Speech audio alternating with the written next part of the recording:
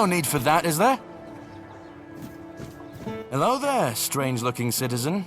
You lost, or just looking for someone? A reputation? Me? For what? Standing around looking tough? Oi, wait a moment. You think I stole those books? Beautiful Liliana is sacred to me, all right? I'd never touch Vrel's stash, I swear.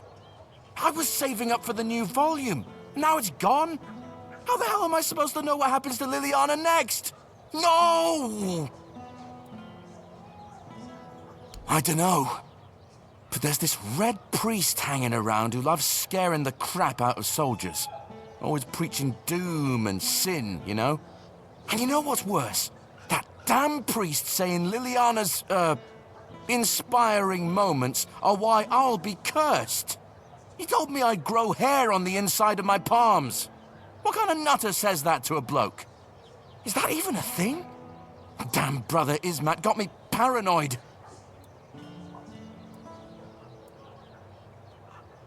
Oh, thank the gods. I was losing sleep over this. I mean, I don't trust that priest farther than I could throw him, but he's got a way of getting inside your head, you know? I guess I should have known better. Beautiful Liliana's too pure to curse a guy, right? Right? Oh, he's probably at the Red Church headquarters. That's where they're always praying and doing whatever it is that Red Priests do. Just be careful. The man's got a way of making you feel like you're already cursed. Creepy bastard. Catch you later, yeah? Don't go getting into trouble without me.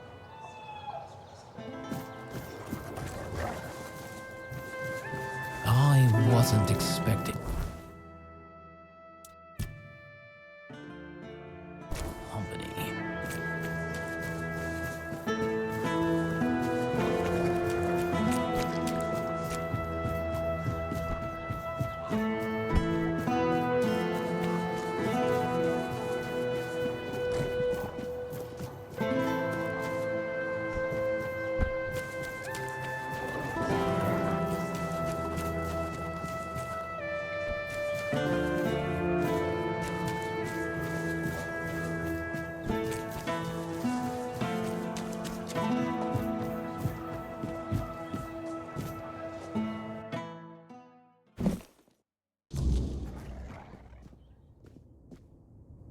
We are the sanctified martyrs.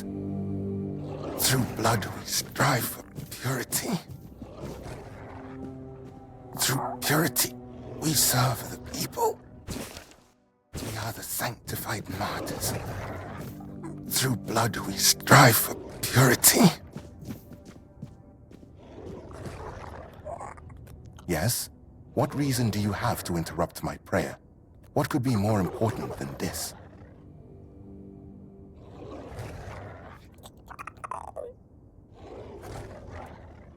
I know which sinner you speak of. I also know he intended to read those books, tainted with lechery. I could not allow that, because I know all too well what they do to minds prone to living in impurity, as I know what that man intended to do with his sweaty hands panting over the next chapter.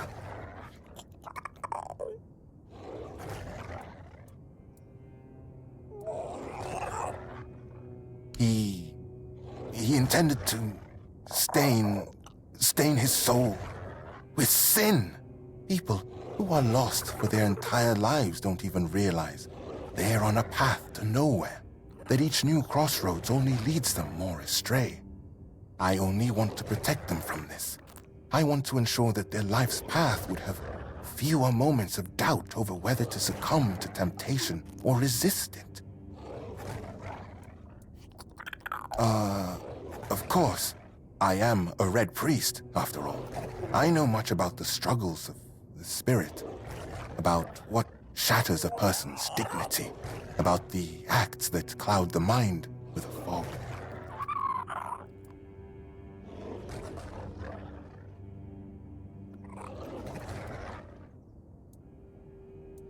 I am not sure what you were trying to accomplish.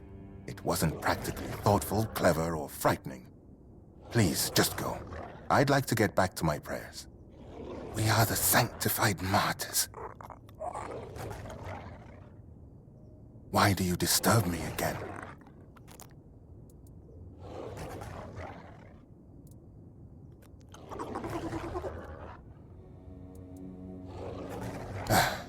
Violence is such a primitive act.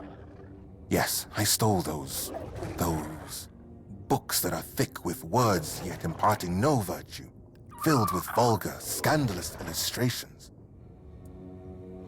What did I plan? To burn them, of course. That is what Miss Liliana deserves. That is the fate that befalls a rakish infidel. Yes, you heard correctly. Do you think I don't know what's in those books? I won't deny it. I took a peek inside. I needed to understand the sheer scale of depravity we are dealing with.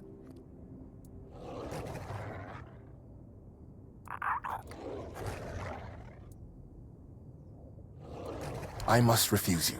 We will not return these books. They are now part of the Red Church's property. And through me, the Church will decide their fate. They end in fire, where they belong. It is decided. I acknowledge that sin is a natural part of the soul, yet equally natural should be penance, to free oneself from that sin. Chasteness does not come easily, but that is why it is a virtue, granting oneself relief through such primitive and vulgar acts, engaging with something as vile as these books. Have you read A Sermon on the Paths of Discipline by Brother Flamen? He makes a proper statement about those types of deviations. Hands that stray toward idle pleasures build no temple.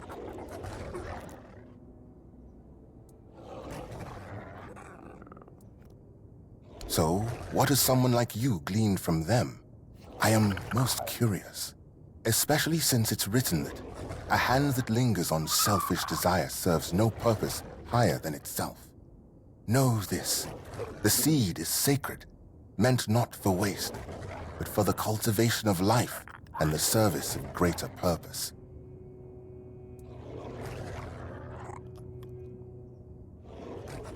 Of course it serves a purpose, a vain and impure one.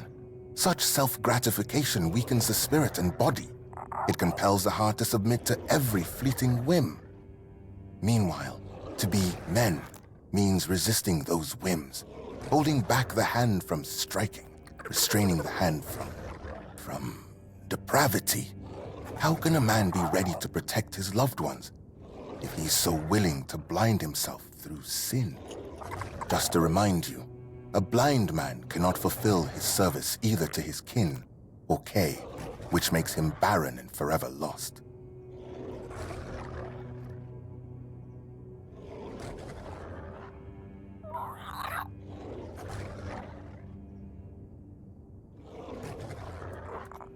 I see you didn't stop your reading of Flamen at A Sermon on the Paths of Discipline, and you've cited the perfect passage. That's precisely the point. What ultimately guides the hand to sin is, after all, the human heart ablaze with unchecked desire. The same sermon says, "Remember, therefore, that the gift of life is for sharing and not for consuming alone." Woe, then, to the hearts driven by selfish desire, as those hearts won't listen to the word.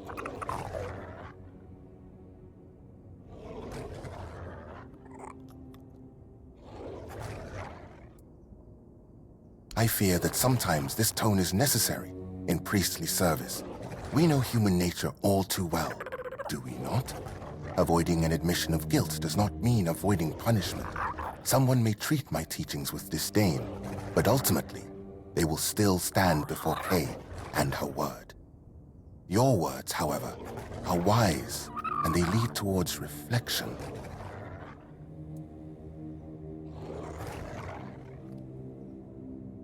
And there it is, the image of modern humanity, knowing no virtues.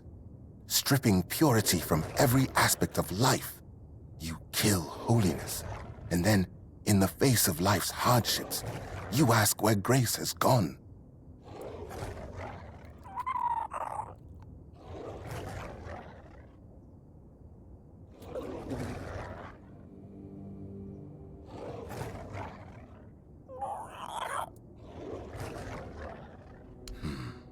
Do not waste your time searching for trivial problems. It can be put to much better use. Yes, you might be right about that one, stranger. An excellent observation, and a keen use of the passage from A Sermon on Purity and Temperance, I must admit. This is not about control, my child, but about opening the eyes of those who cannot see. Would it not be better if each of us were ready to receive the prophet's word? A body that succumbs to temptation is a weak body. That is precisely why we must maintain purity, to be ready at any moment to receive the grace of the prophet. As Brother Flamen says, treat your body like a sacred place, not a disgusting brothel, as the pursuits of bodily pleasures is like blindness.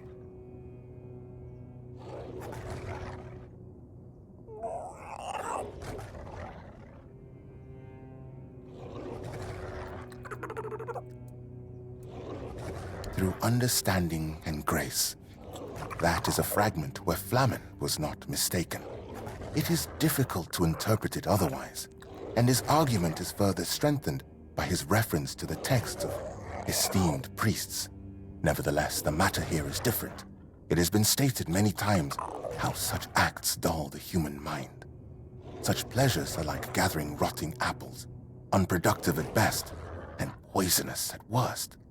So, dear stranger, where did our little discourse lead you? What about my role in all of this? Where would people be without priests, striving to protect them from sin and impurity?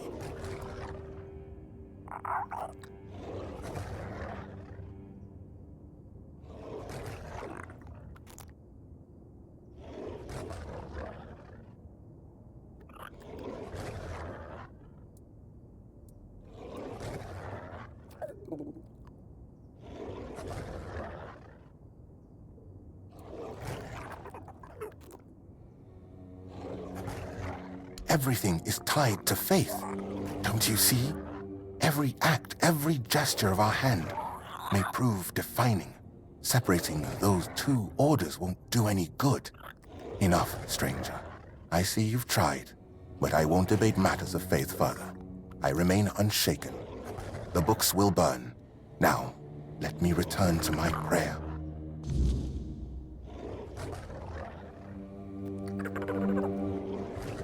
Bless me with...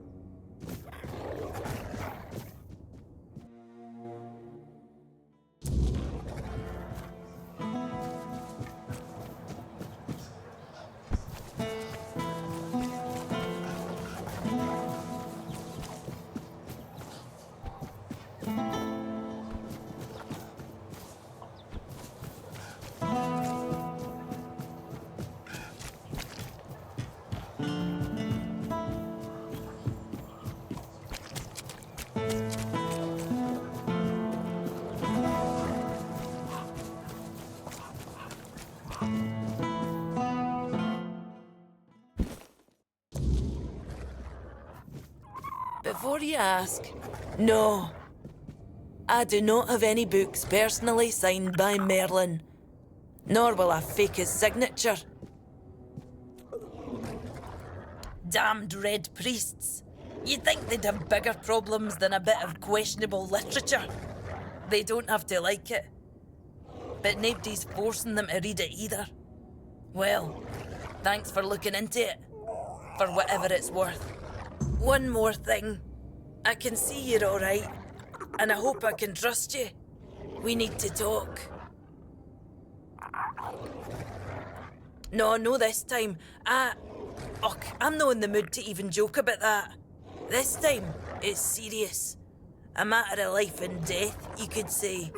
There's a stone tablet in Lord Devaine's manor. A Delrida relic, and I need you to get it for me.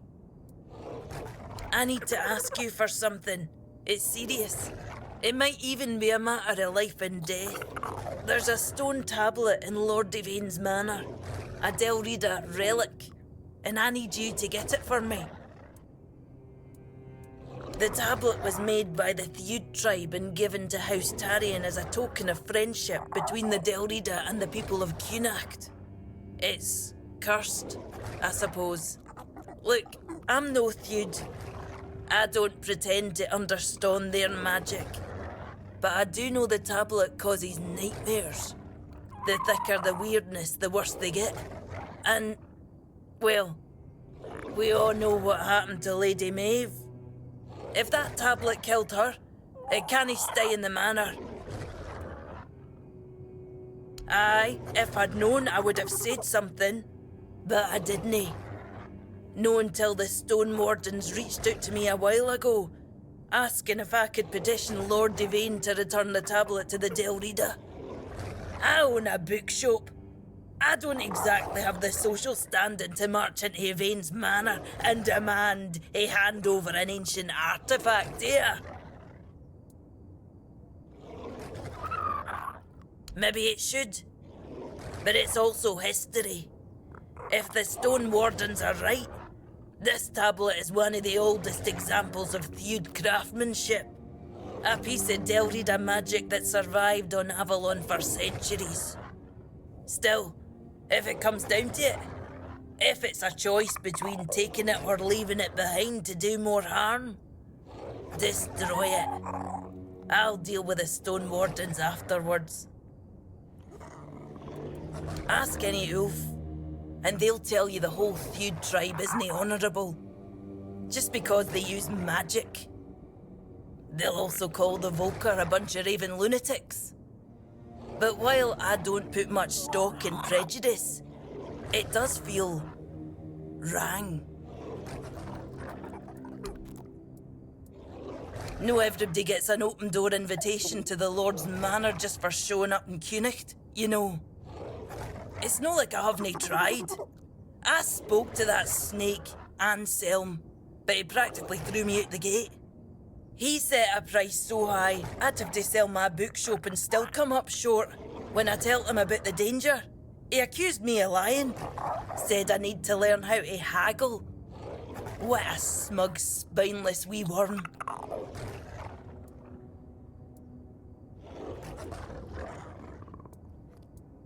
You know, I was just going to ask you to talk to Anselm for me. But if breaking in is what you prefer, I'll only stop you. Just try not to get caught, alright? That would be embarrassing for both yous.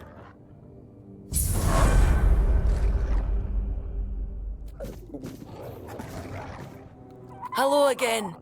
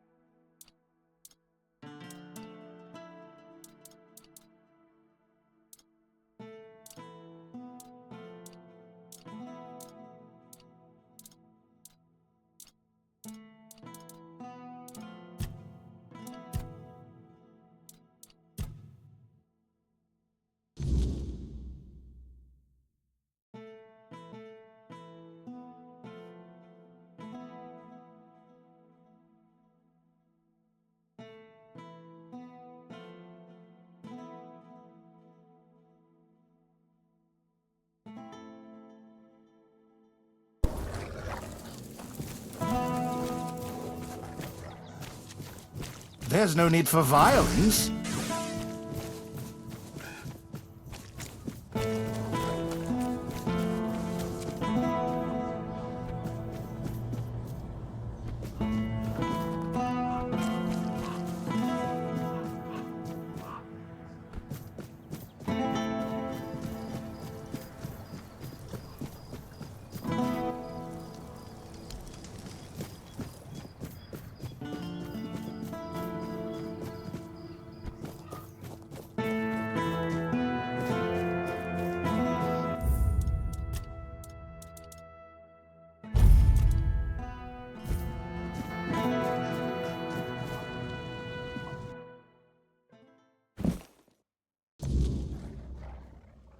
Stay quiet. Stay safe. You startled me. Good to see you. I assume this visit is more than social. Are you now? My, have the paraphernalia of the Dalriata suddenly become fashionable while I wasn't looking? That tablet seems to be gaining in popularity by the day. I told Pharrell the price, 2,000, and that's final.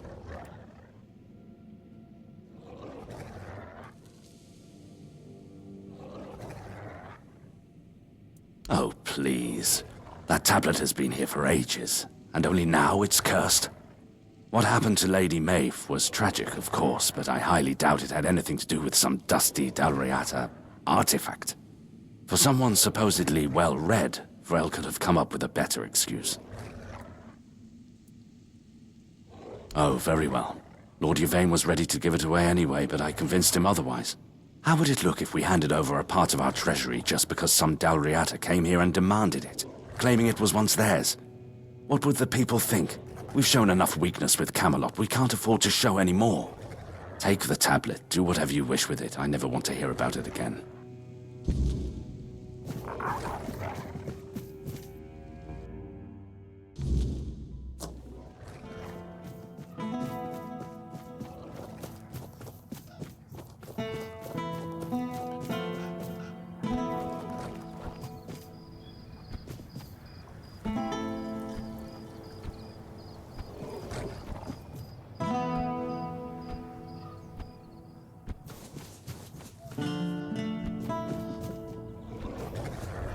Spare a coin for the hungry.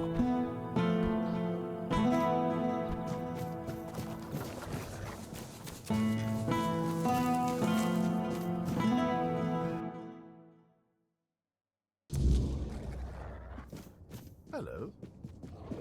Safe travel. Before you ask, no. I do not have any books personally signed by Merlin, nor will I fake his signature. Aye, it would be. Delrida know how to work stone in the most intricate way, but we're also quite fond of grandiosity. I'm afraid I'll have to ask you not to part with it just yet. The stone wardens are waiting for it, and I can't really be seen lugging it around. But it's far, and you're very strong. You can handle it with no problem. Here's the reward I promised. And I'm sure Kvor will have a little extra something for you too. Give me your map, and I'll mark their camp. Here's the reward I promised. And I'm sure Kvor will have a little extra something for you too.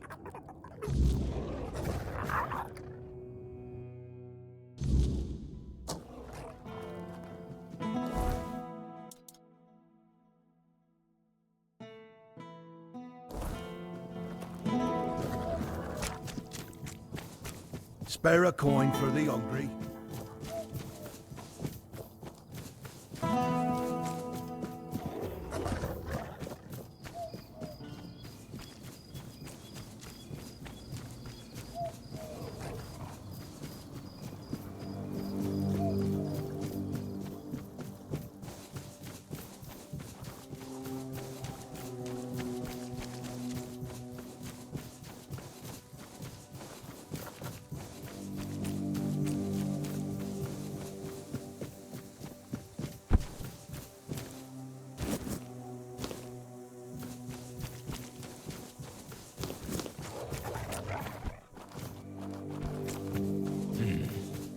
too quiet.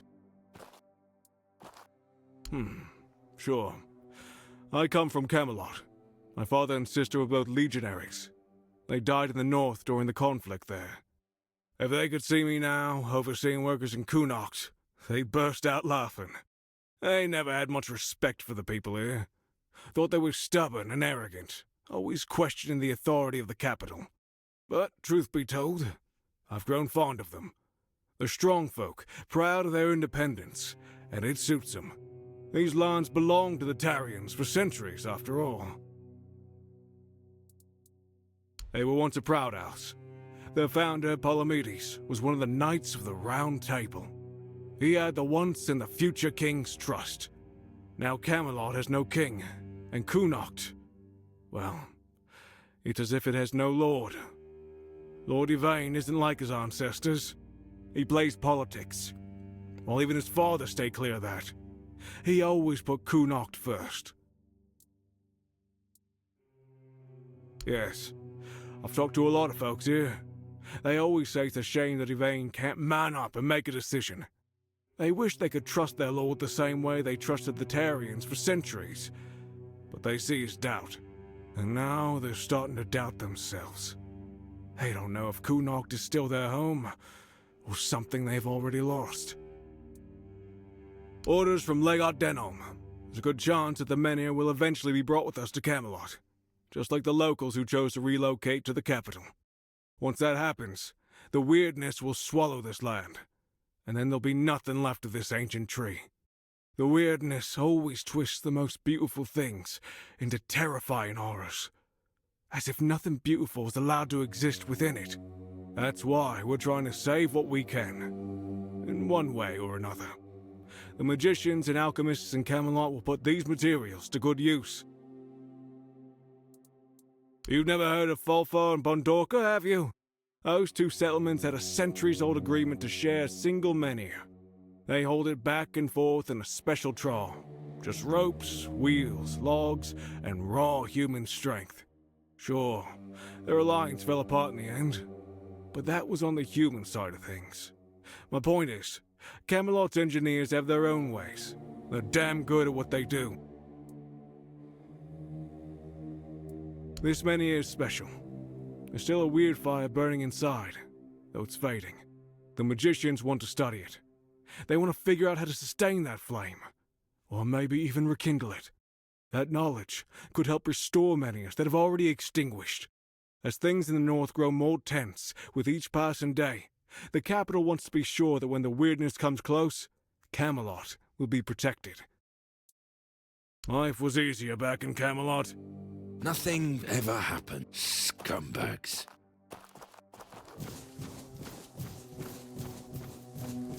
What's the point in working like that? Back in the old days, we respected each other's work. Sure.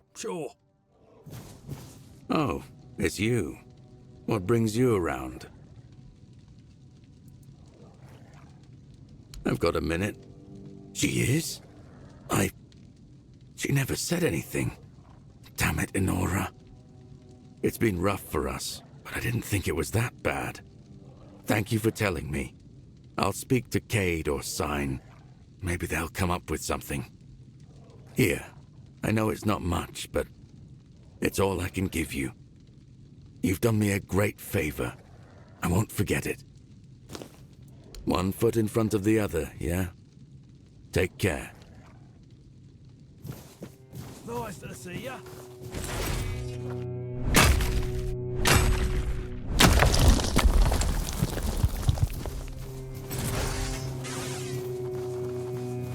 The sun doesn't rise the same anymore.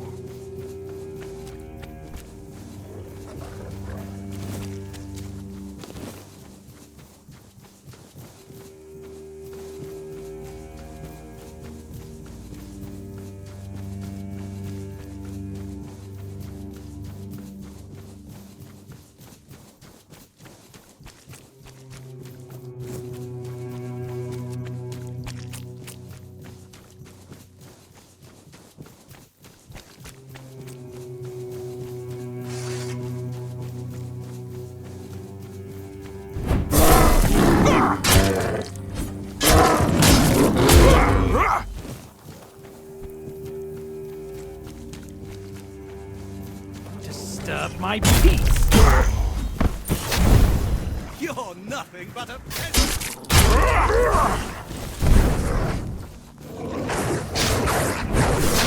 Show me what you're made of.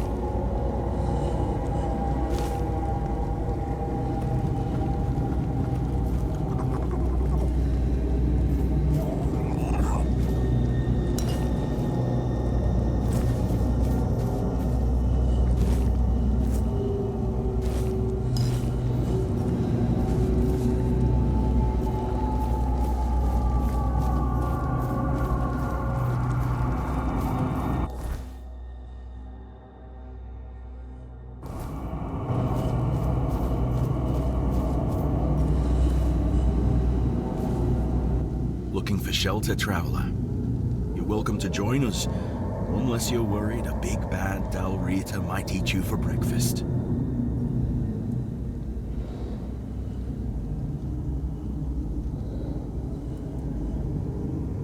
No, not every Dalrita you meet outside the Forlorn Swords follows that runt.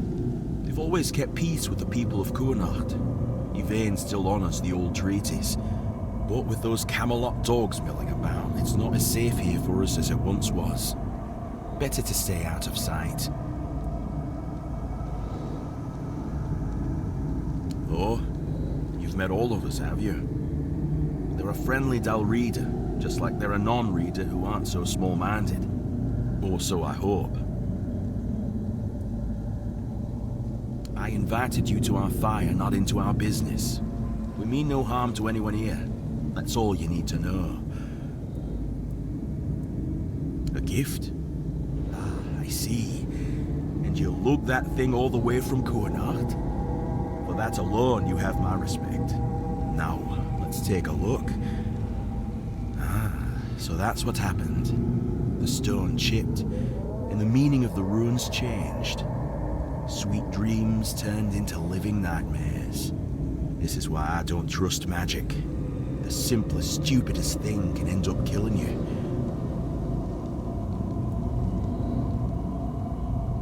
Well, there is now, but no, I don't think it started as one. I don't know the runes well enough to be certain, so I'll have to ask the Thoyd brothers for details.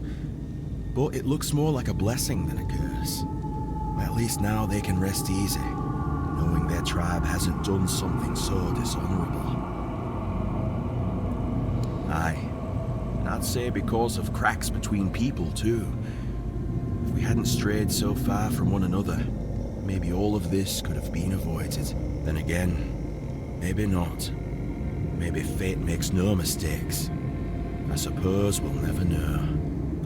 But you're not here to listen to a blacksmith getting maudlin. Here, this is for your trouble.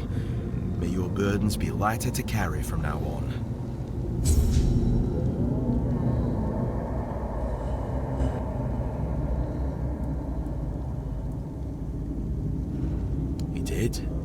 About what? And how's that old dog doing? Still following one eye around, or has he finally grown out of that?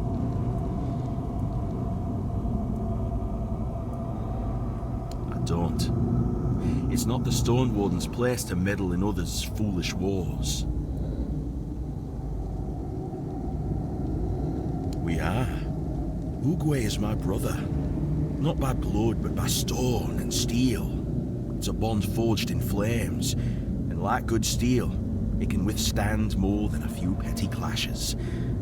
I might think he's making a mistake, but that doesn't mean I've given up on him. By the anvil, where else? Making Weirdstone sing the lost songs of Avalon. The Wardens in our name isn't there just to make it fancier. We're here to guard a craft that's slipping closer to being forgotten. The fewer of us there are, the more it fades. No human ambition is worth losing what we're trying to preserve. You? Did he get hit in the head with his own hammer? He'd be the last one to let an outsider even think about joining us, unless you've impressed him somehow. Sir, go on. What did you do? Now that is impressive. That sneaky bastard. He knows me too well.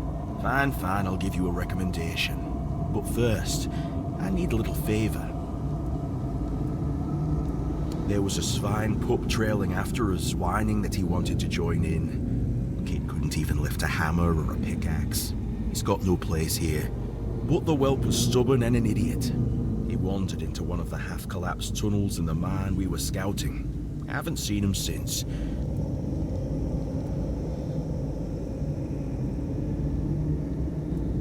We thought about it, but the risk was too great. With Camelot breathing down our necks and the Red Death spreading, sending anyone down there felt like throwing their lives away. Besides, we already knew the mine was lost, but instead of listening to us, the pup thought he had something to prove. Honestly, if he weren't just a stupid kid, I'd leave him there. Weirdstone veins, as always. But that place, if that stupid brat had any talent, he would have felt that it was wrong. The weirdness took it, and everyone who didn't manage to flee in time. I knew that place was cursed. Mother, have mercy on those poor souls who never found their way out. I see he's not with you. Did you manage to knock some sense into him?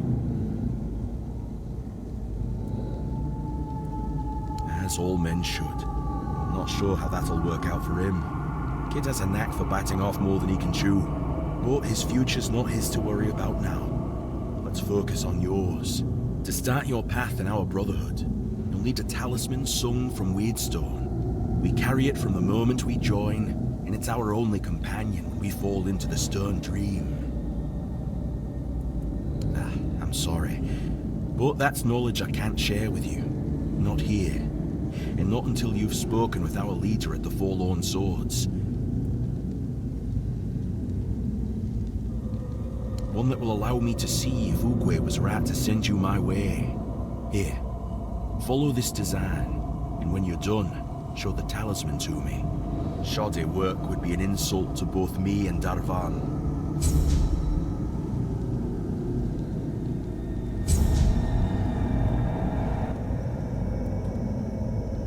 Oh? And where'd you hear a tale like that? I didn't know our stories had traveled so far. The Camelocians prefer to call us heartless beasts only capable of destruction. But I suppose a tale about creating a heart in the fires of a forge is something only another blacksmith would believe and appreciate. So, that Beor, tell me about him. Aye, that's the way of it. A heart given to those creatures is never whole when it returns.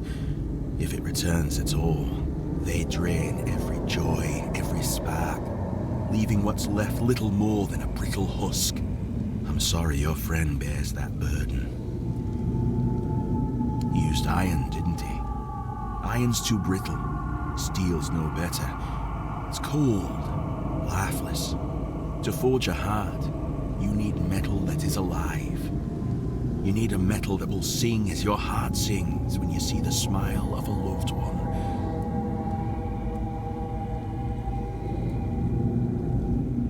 Aye, It's the only metal fit for such a task. But weird steel alone isn't enough.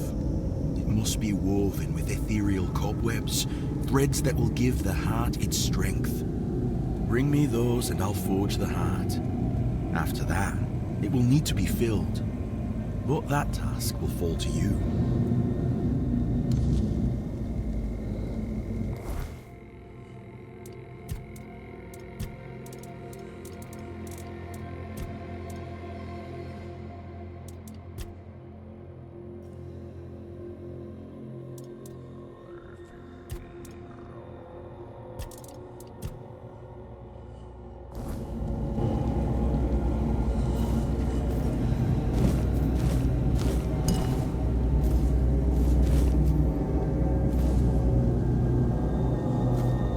All right then. If Kvar gave his word, I've got no reason to doubt it. So, hello there. I am Uko from the Ulfa tribe. If you want to trade, just shout. We all belong to the Stone Warden Brotherhood here.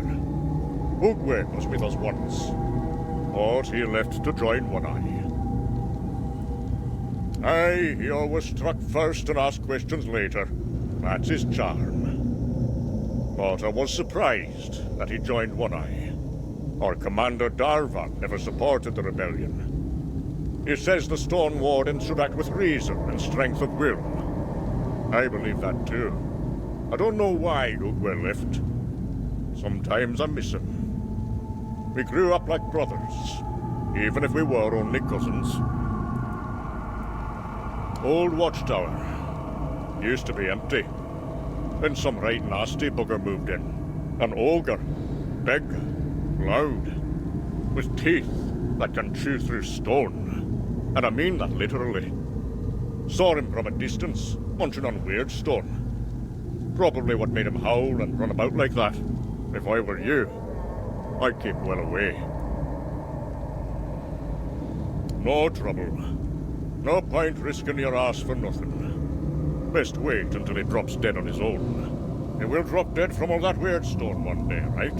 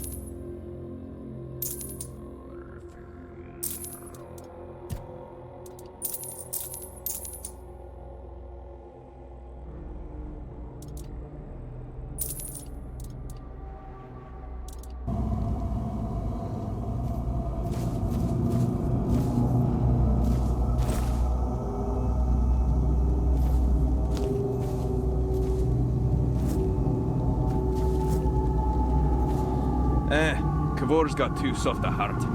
Funny, considering it's made of weird steel. Here, have some stew. But if you want anything else, you'll have to earn it.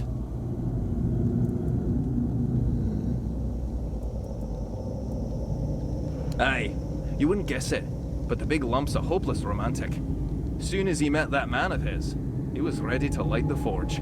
Good thing Halvor's got more sense than he does. They're a good pair, and they never forget the forge comes first. As it should. Name's Heiko, Stone Warden, born of the Thud tribe. I keep this sorry lot from starving on the road. Before you ask how come I'm from Thud, since most Stone Wardens are from Ulfar, and since our tribes hate each other's guts. Aye, they do. But me and my Ulfur brothers learned to make peace. For the craft's sake, you know. Singing weird steel. That's the highest honor there is.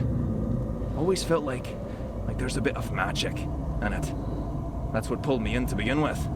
I don't talk about that too much though. Kavor and the others get all grumbly. It's between me and the steel. Aye, it's brotherhood, not charity. You take some, you give some, and we all share in the work. We look after our own, sure, but we've no use for hangers-on. If you're up for it, I've been thinking. You any good at baking? I only ask because, if you are, then you know, it's not the same as cooking. With cooking, you need taste buds and a basic sense of ingredients. But baking takes precision. It's closer to alchemy, really. And since I can't exactly dabble in alchemy, I stick with baking. Cooking and baking are noble crafts, harmless enough not to make the forge jealous. But alchemy, that's a different beast. It takes focus, sometimes full-on devotion. And the forge, well, she doesn't like to share. Good thing to keep in mind, if you're ever thinking about serious smithing. Aye, a man can have a dozen lovers, but only one craft he's truly bound to. Try forging with your head full of some other work, and she'll burn you for it. No question.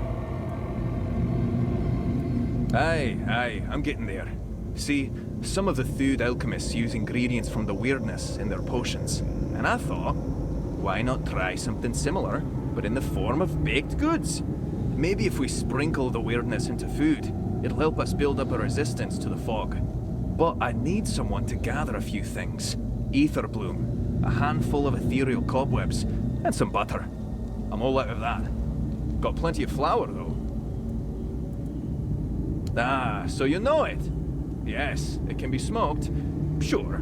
But when eaten, it might work a bit differently. Stronger, maybe. We'll find out. Everything needs testing, doesn't it? The icing. Perfect. I'll even let you have a taste of the first batch. Now, do you need anything else? I need to keep an eye on the stew. Until next time.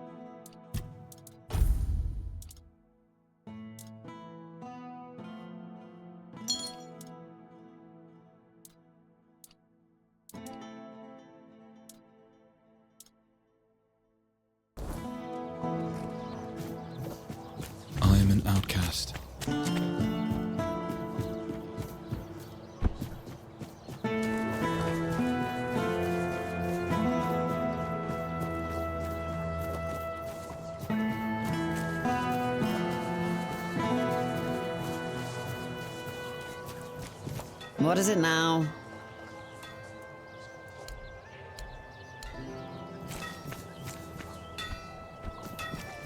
Got something for me to look at?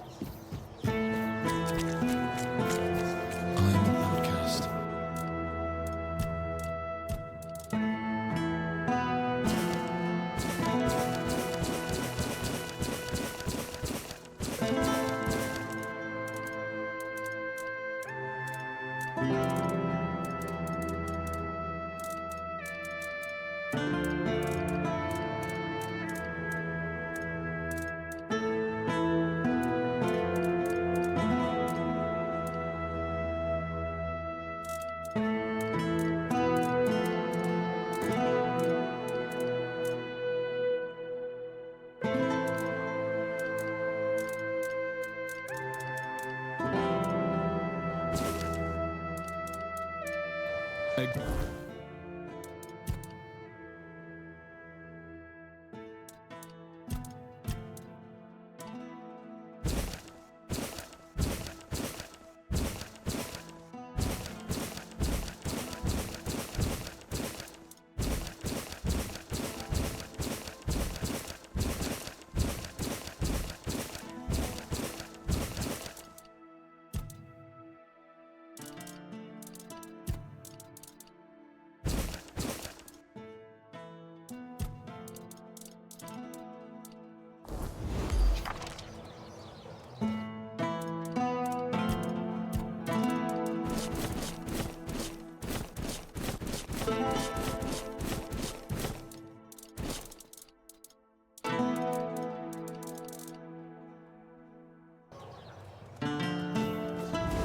am an outcast.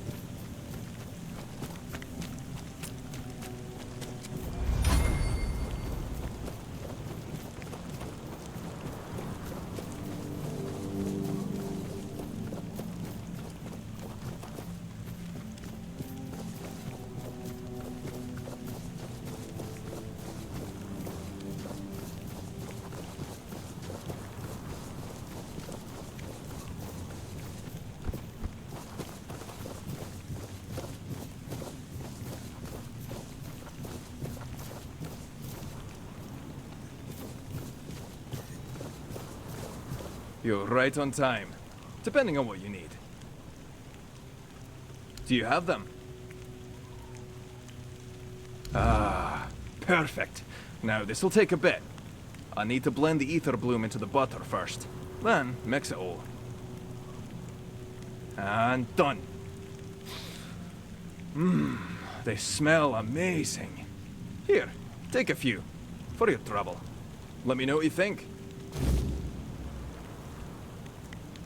Be careful. The road's not as kind as I am.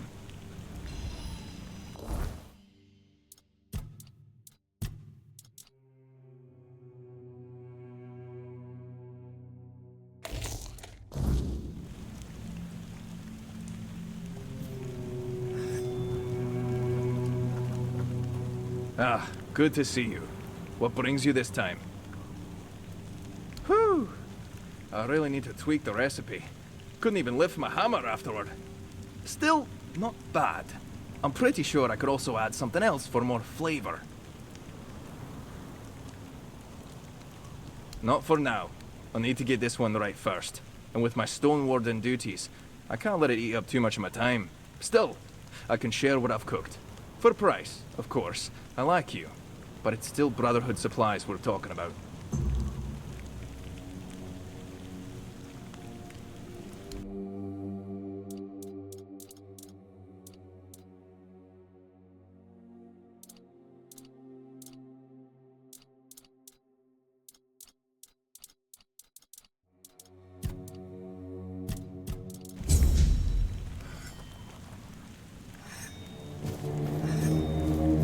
We don't get many visitors. Need something?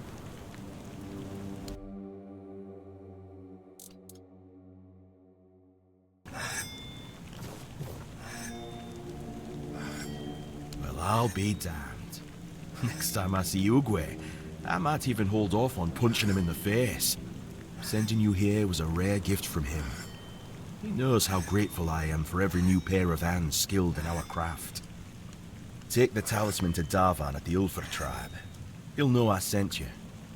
But, well, don't get your hopes up.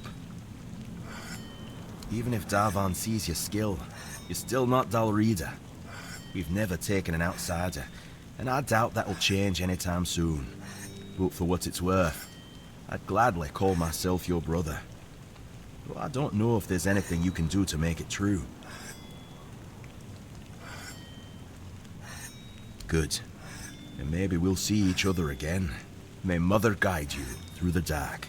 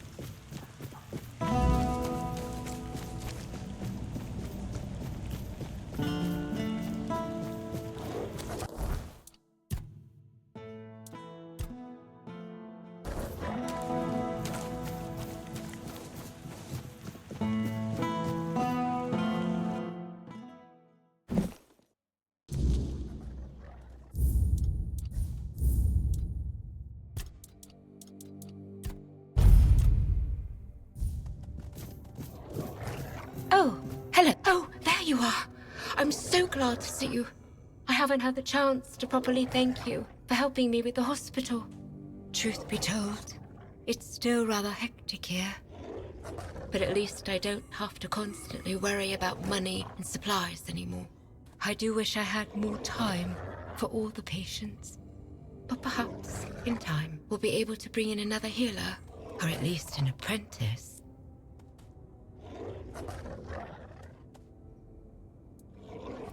Not really. Everything has been going quite well. Though Legate Denham isn't too happy about this development. Oh, if you come across any herbs or potion ingredients, feel free to bring them to me. I'd be happy to buy them. Bonksy is amazing at what she does, but you can never have too much of that kind of thing.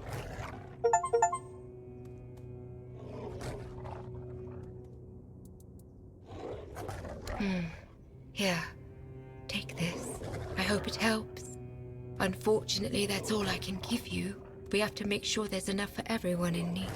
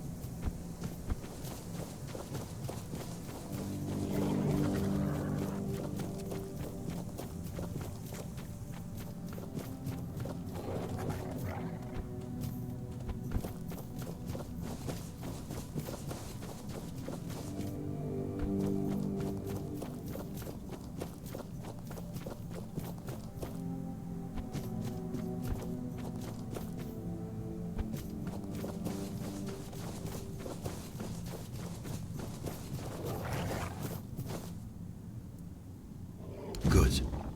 Give me a moment to find the right song. I haven't lost my touch. Here, your friend will have a strong, beautiful heart. At least in terms of craftsmanship. The rest is up to you. The art is just an empty vessel. It needs to be filled to start beating.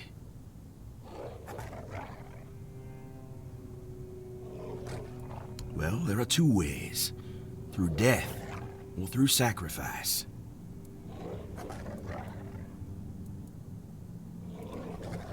No, of course not. You can fill it with the life of creatures you kill, but it'll take some time.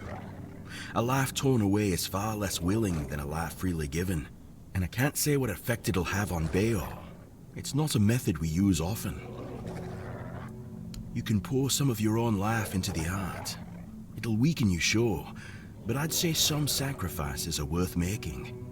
Besides, I believe it will give you another kind of strength. Something far more valuable than what you've lost. Then he'll have a cold lump of steel in his chest. What do you think? If you want to fill it up with the energies of things you kill, just hold it up when you fight.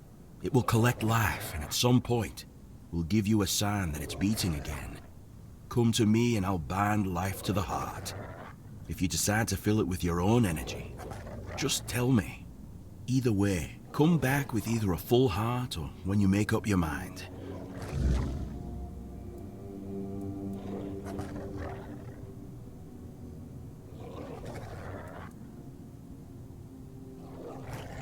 Of course. This part never gets old. Remember, don't resist it.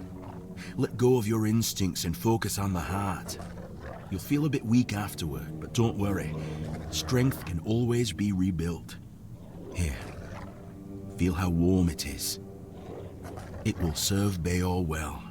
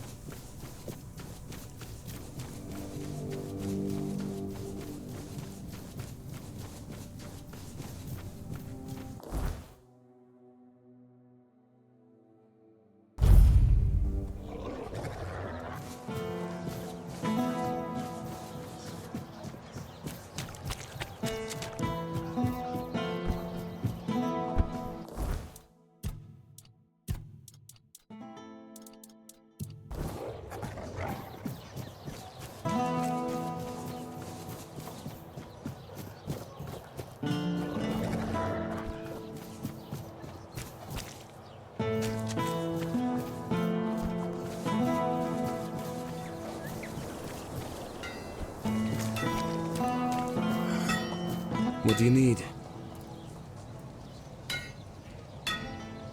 What? That's amazing.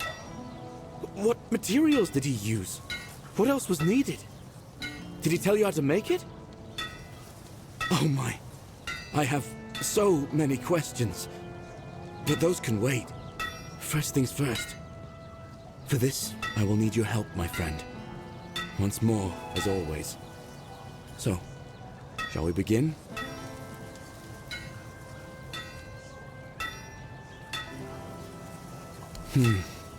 Okay then.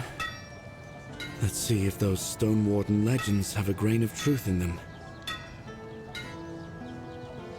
I suppose that's it. Surprising how simple it is to look into someone's heart and tear it out, isn't it? It's different. Everything looks a bit like it's mired in fog. But I don't feel bad. In fact, I feel good. I feel stronger.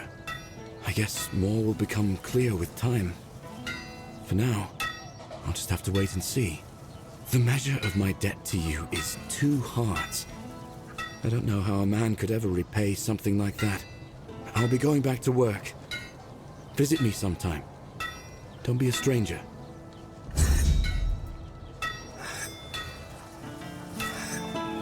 You're just in time. The forge is ready.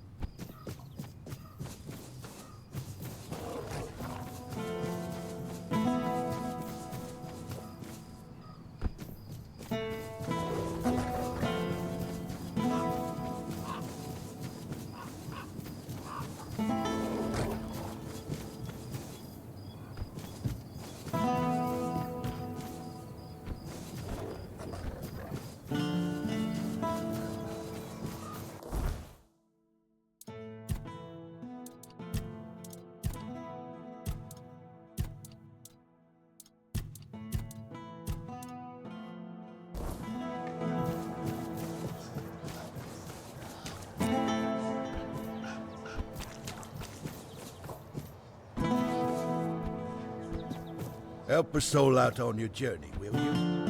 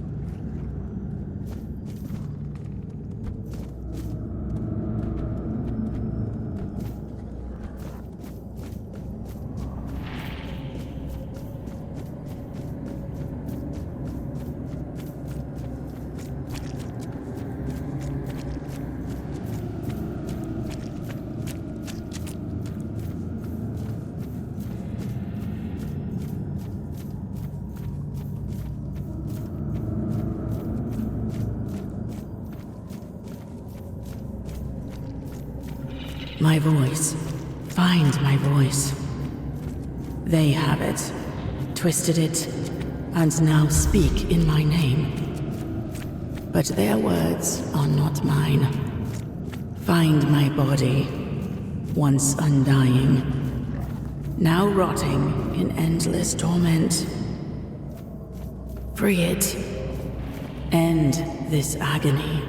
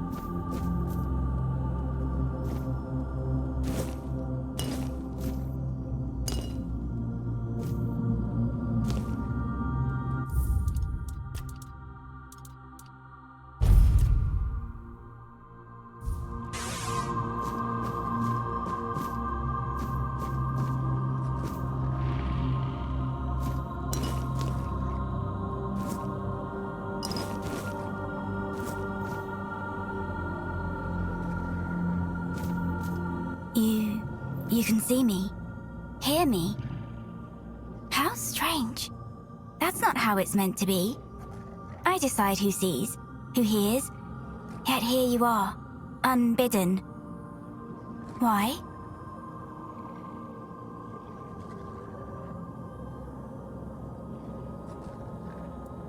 An offering upon the altar of the All-Mother, sacrificed and brought back before Her Majesty. I gave her my life, expecting nothing in return. And I received her highest grace. But what are you, I wonder?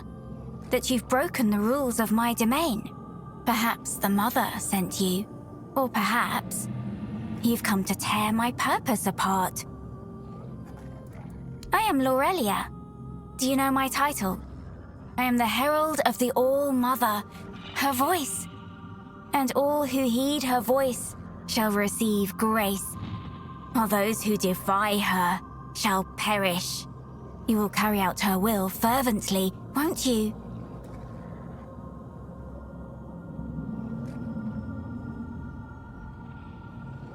I dreamed of her since I was little, almost every night. Sometimes even during the day.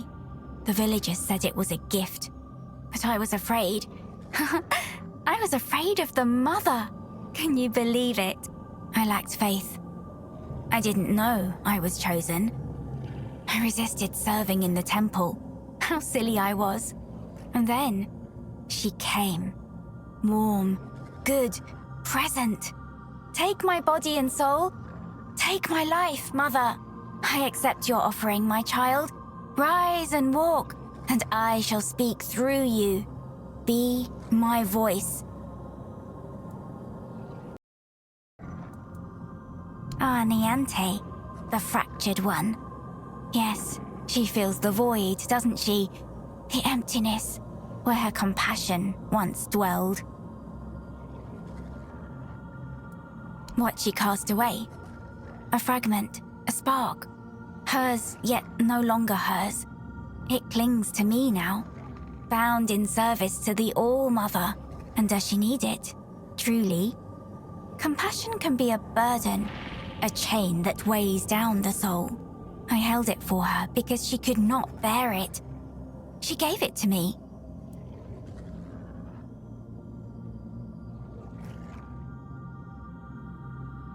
Because the All-Mother does not abandon her children. Niante's compassion is a spark, a light meant to guide her. Without it, she stumbles in darkness.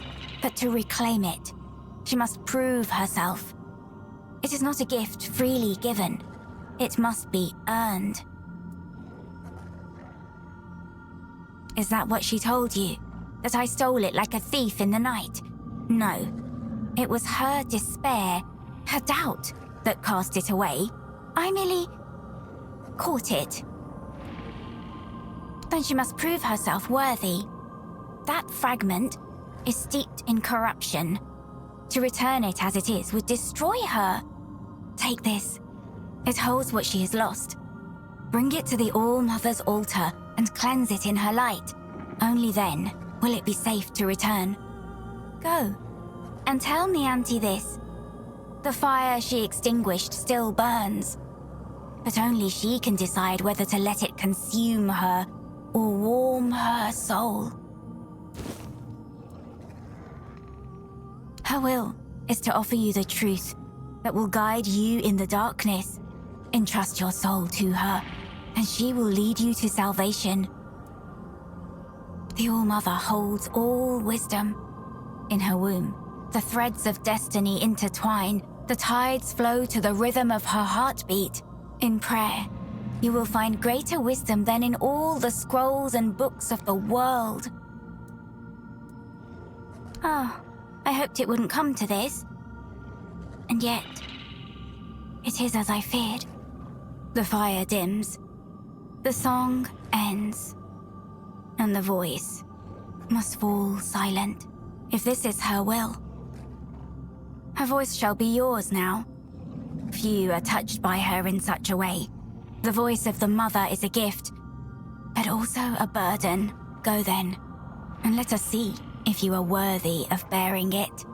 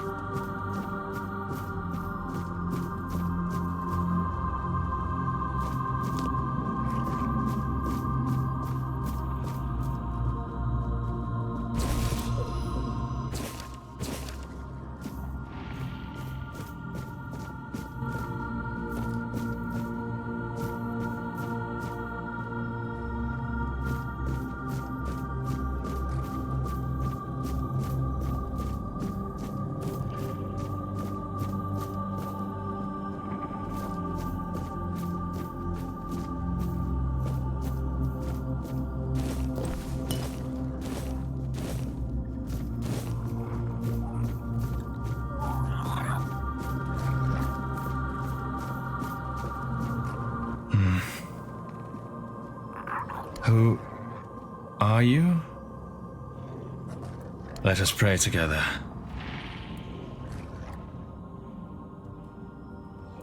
All Mother, show us a person or something that will make us feel purpose. All Mother, make your presence with us even stronger, even more. Lift from our shoulders and backs the burden that is loneliness. All Mother, I make this plea for myself as well. When the time of decline comes, let me shed my burden, so that I may spread the wings you bestowed upon me. Would you like to add something? I pray, All Mother, give us a sign. The descent of divinity. The All Mother has graced us. I came here only to ask. Shell. Wings. The shell. A gift sent by the All Mother. A gift that one day will fall away. And when that day comes, I will be able to unfold another gift. Wings. They will let me fly away when the dawn of the end comes. Oh, you have no shell? No shell? Where, then, have you misplaced your wings? I do not know where you should search, but the priestesses may know. Ask them. I came here only to ask the All Mother when my shell will fall, when I will be able to see my wings and rise above this land.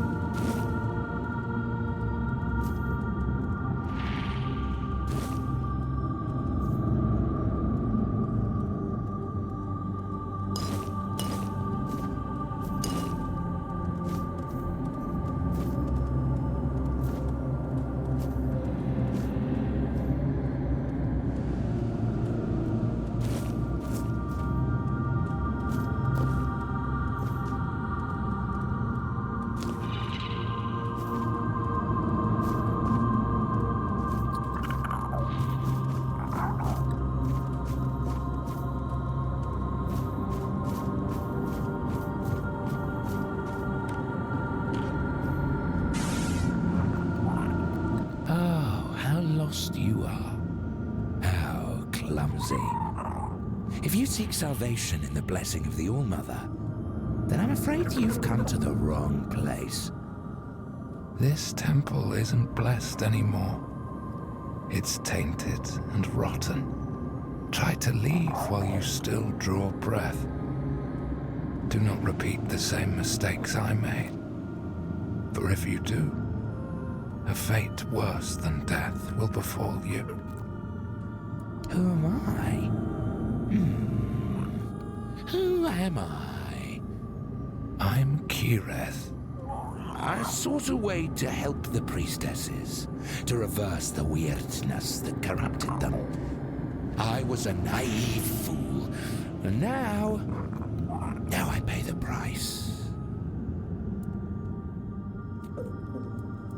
An ascension of a different kind. Perhaps the only one that truly exists. The All-Mother took on an accursed form and revealed herself to the priestesses. A truly wicked theophany. You do not want to know. It's not a decent thing to say out loud. Trust me, do not follow in my footsteps. Do not listen to the Singworm's songs. Our sins should remain our own affair. No Holy One can erase them with a blessed gesture or word. Now I know that. I believed that faith is nothing more than magic. So if someone's flame of faith was strong enough to care for others, perhaps the fire could be kindled once more to free them from corruption. But I failed. Oh, I suspect that to break the seal that keeps me here, one must first possess a sin.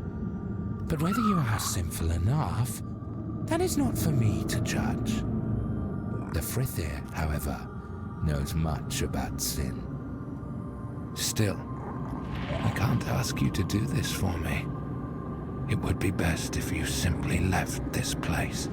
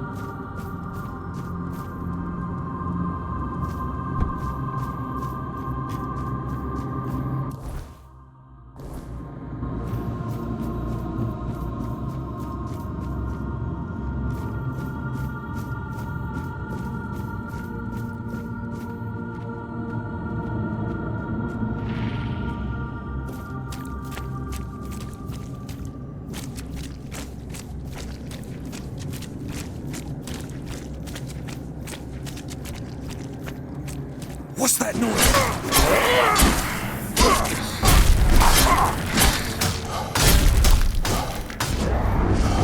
Give up now!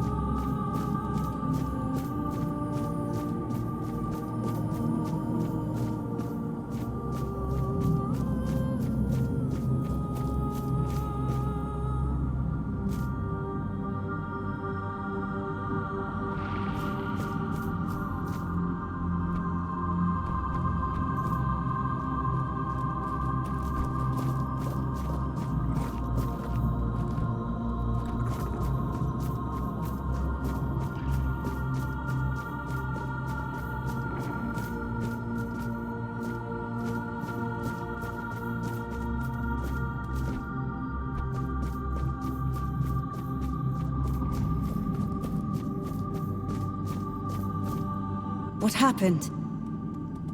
My oath. My purpose. It's gone.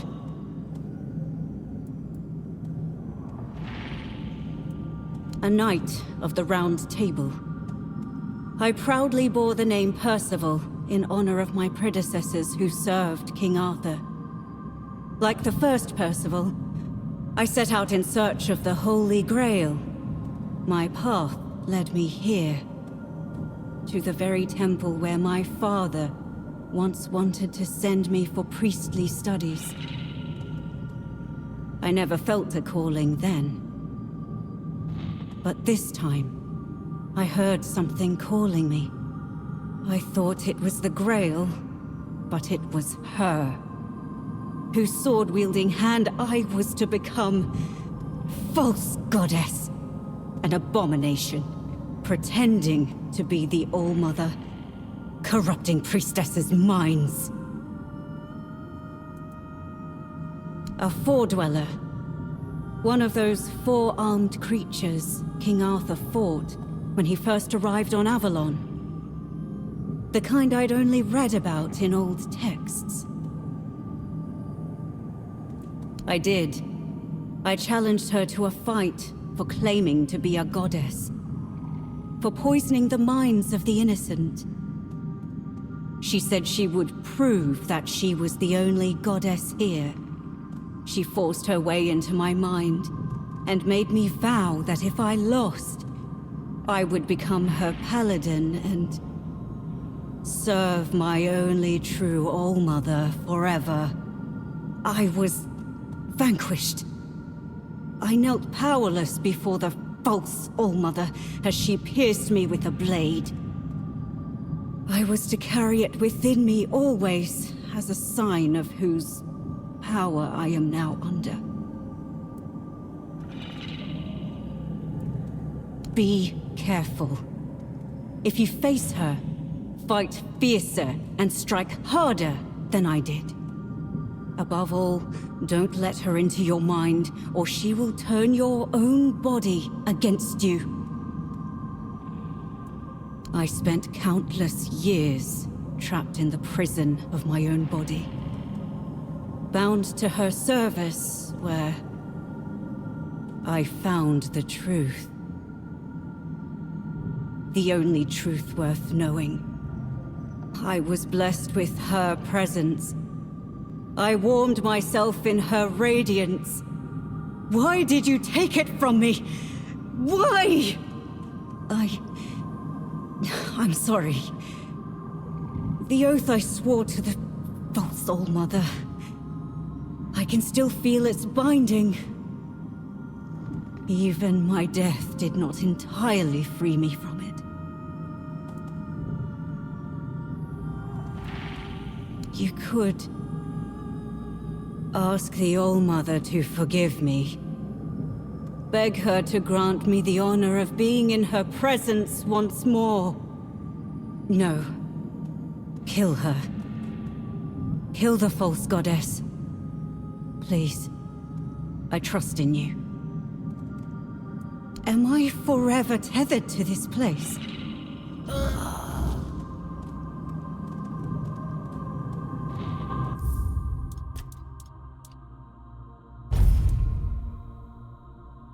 And now, in the ruins of the temple sanctum, find my sight.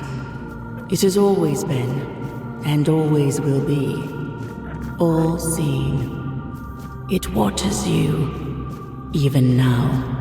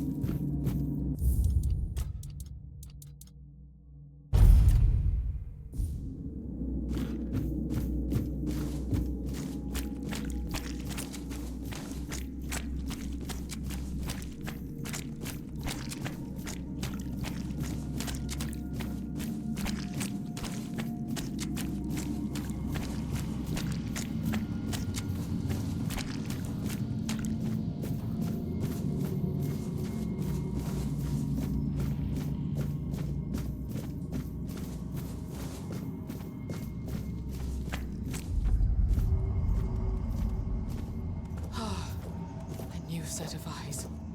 And how hateful they are. Would you close them for me, please?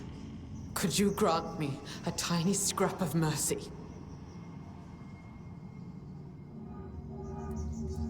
I dislike seeing what they see. There is something about you that reminds me of Mother. She sees everything. And when she allows, I see it all too. It feels like 1,000 eyes open all at once, revealing nothing but boundless suffering wherever they look. Your eyes seem to carry a similar kind of rot just around the edges. It's as if you were a freshly slain corpse, yet to comprehend your fate.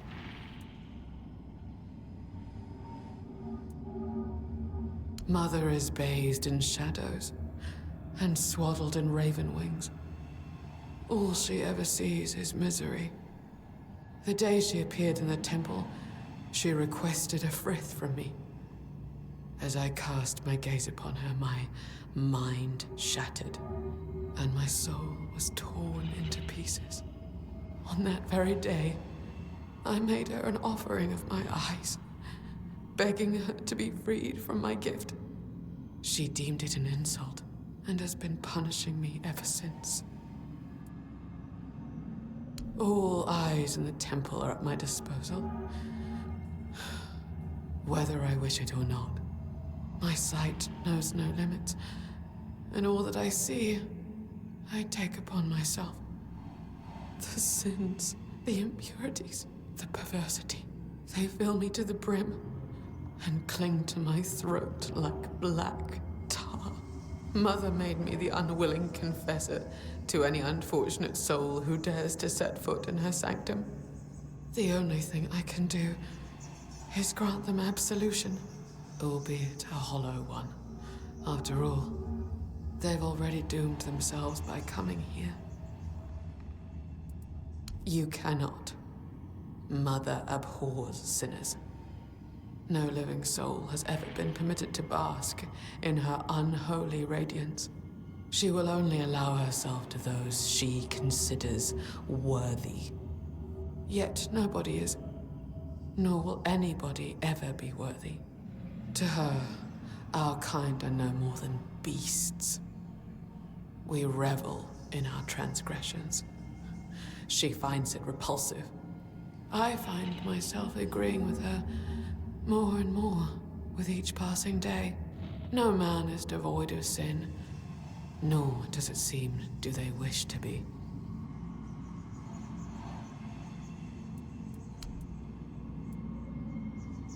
When you arrived, I saw a rook perched on your shoulder. A sick, vile thing, loathsome to behold. I do not know why I expected compassion from someone whose hands only manifest torment. I've seen into your tainted soul.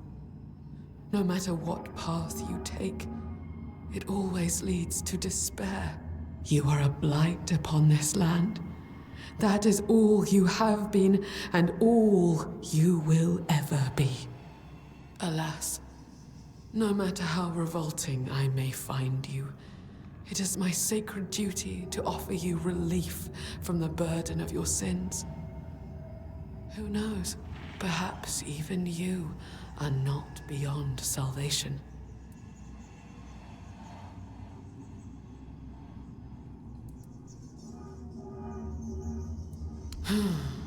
I can't say I'm surprised. Your kind love to parade sins like badges of virtue. Soon you will feel... You will... There are so many. Too many. What are you? It's as though you shoulder entire lifetimes of sin. You are an abomination. You cannot be allowed to continue. May your soul finally know freedom!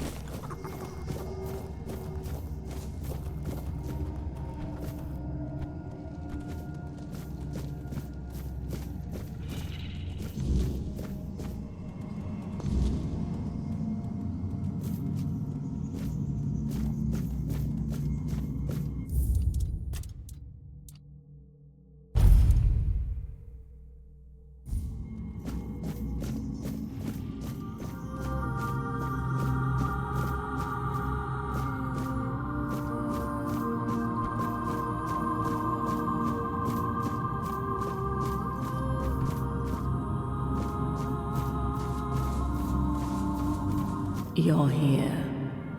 I felt your steps through this place. The tethers holding me, unraveling one by one. Are you here as my savior? Or have you come to seek my mother's embrace? I came here seeking solace, hoping to staunch the loss before it consumed me.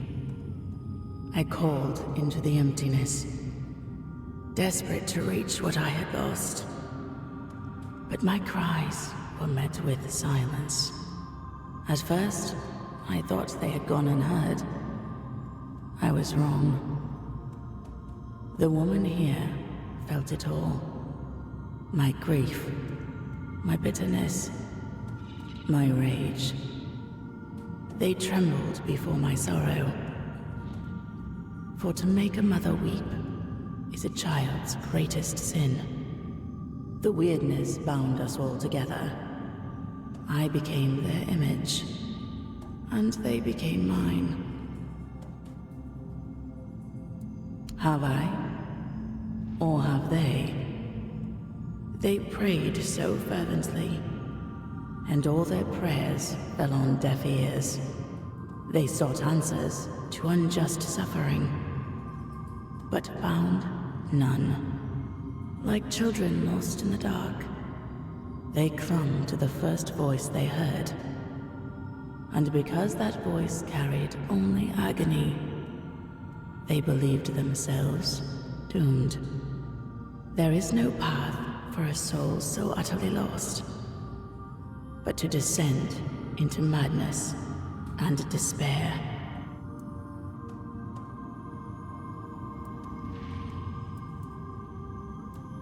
You have already freed me.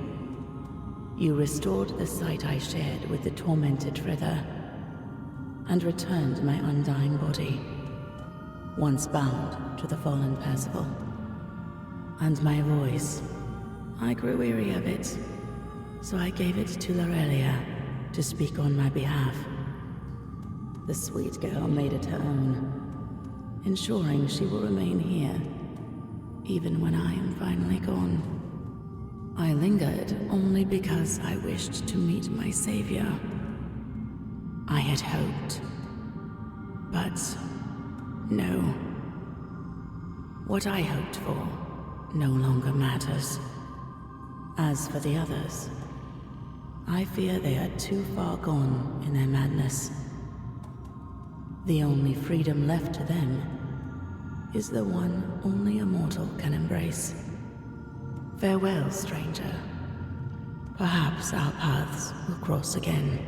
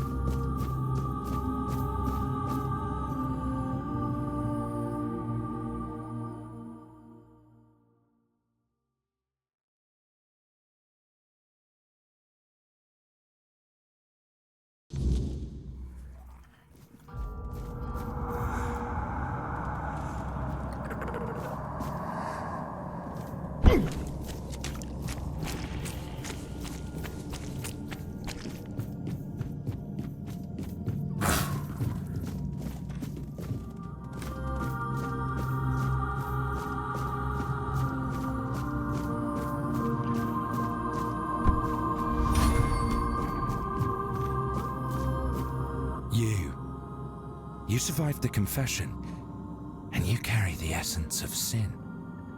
That means you can break the spell that locks me in this cell. Please do it, and set me free from this accursed place. Quite inspiring to see someone cling to their miserable life with such fervor. I must admit, you've spoiled my mood a little. I thought you'd simply die there, or end up rotting in a cell, much like I did. I feel ashamed being the only enslaved guest here, but thanks to you, that's about to change. Truly profound. Time to go. Finally, I'll take a little stroll around, see how this world has changed. I have a feeling it has much to offer me. My deepest thanks, stranger. Until next time.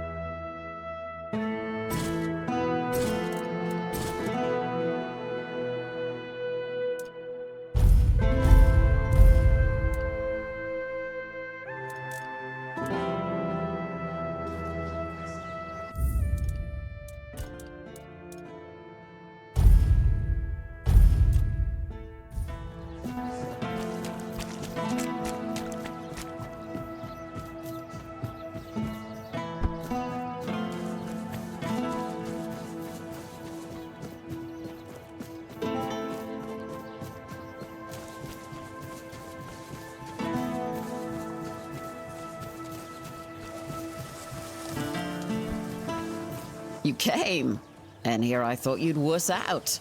Now make yourself comfortable. It's not the peak of luxury, but at least I don't have to share with anyone.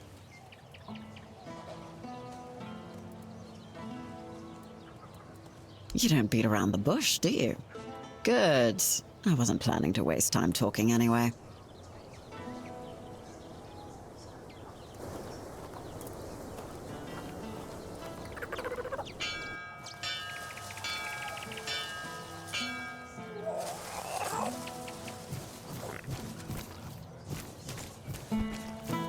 Hey, good to see you. Everything all right?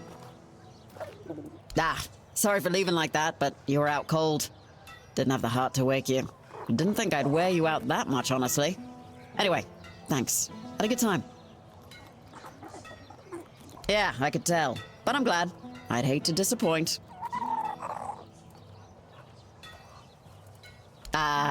Look, don't get me wrong, you're nice enough, but I'm not one for repeats. I don't mind warding off boredom with someone now and then, but I'd rather not make it a regular thing. You understand, right? Great. That's a relief. I'm sure we'll still bump into each other. No need for things to get awkward. Now, is there anything you needed?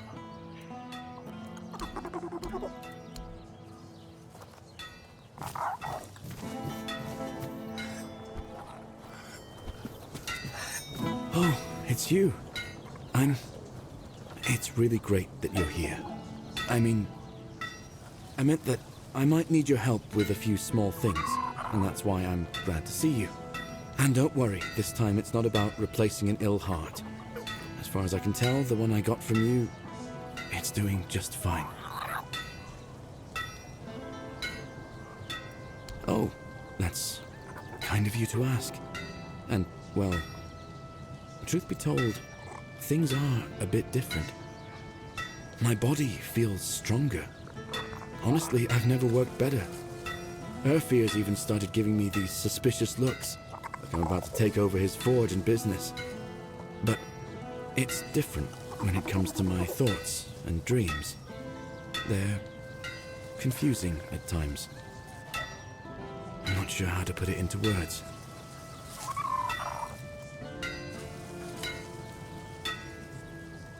Hi. And I'll be grateful to you for that until the end of my days. I'd prefer to keep it to myself, at least for now. And, I'm sorry. I didn't mean to be so awkward. I want to make something for a person dear to my heart. A battle hammer. Proper blacksmith's craftsmanship. Arthur will appreciate such work, no doubt. But I need a few things to get started. For the shaft, I want to use black alder, a tree that grows in the swamp. As for the rest of the materials, I still need to think about that. Once you bring me the wood, I'll have a better idea of what else is needed. Thank you. And just be careful out there. I wouldn't want anything to happen to you because of some stupid piece of wood.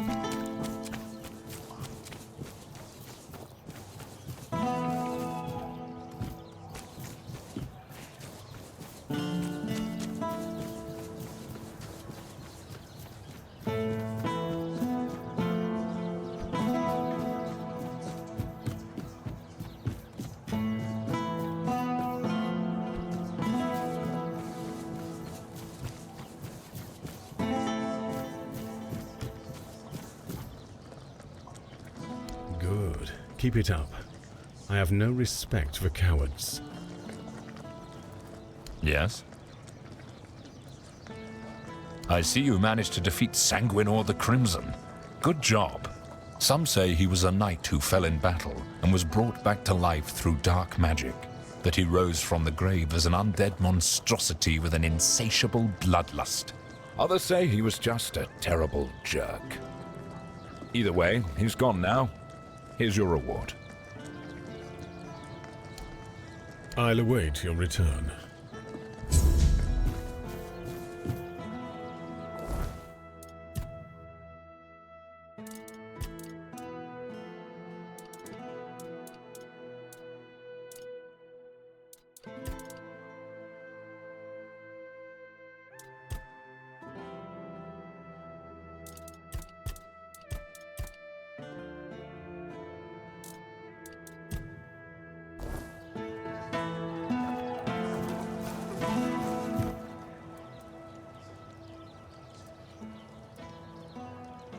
I'll await your return.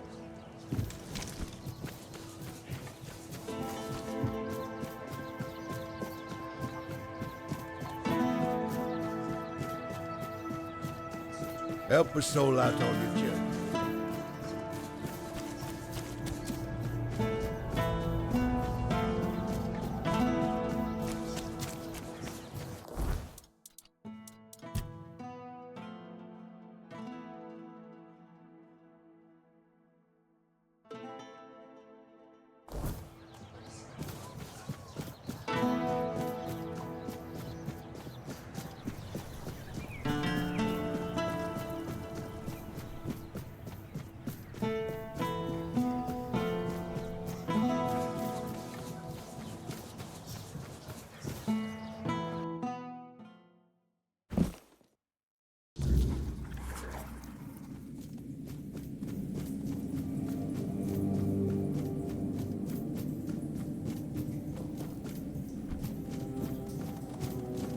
Lorelia's voice. It's different now.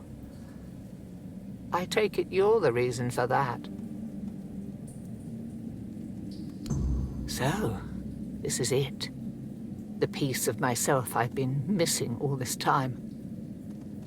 It feels familiar, yet strange and deeply corrupted. If it truly is mine, I cannot leave it in this state. If I try to retrieve part of my soul from this thing, it will poison me as much as it heals me. She's right. Surprising, considering the things she's whispered to me all this time. Meet me at the statue of the All-Mother. There, in her light, I will perform the cleansing ritual. You've already done so much for me, but I must ask for one more thing. Your presence. This is something I can't... This isn't something I can face alone. Thank you. May the All-Mother guide us both.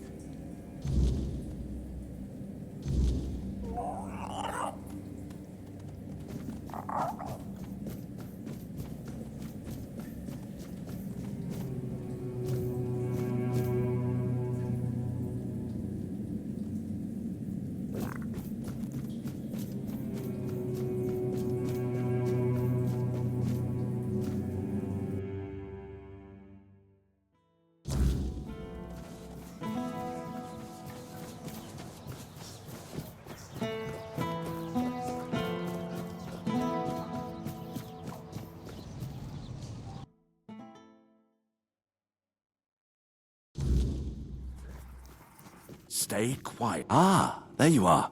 What news do you bring to the court today? Take care of...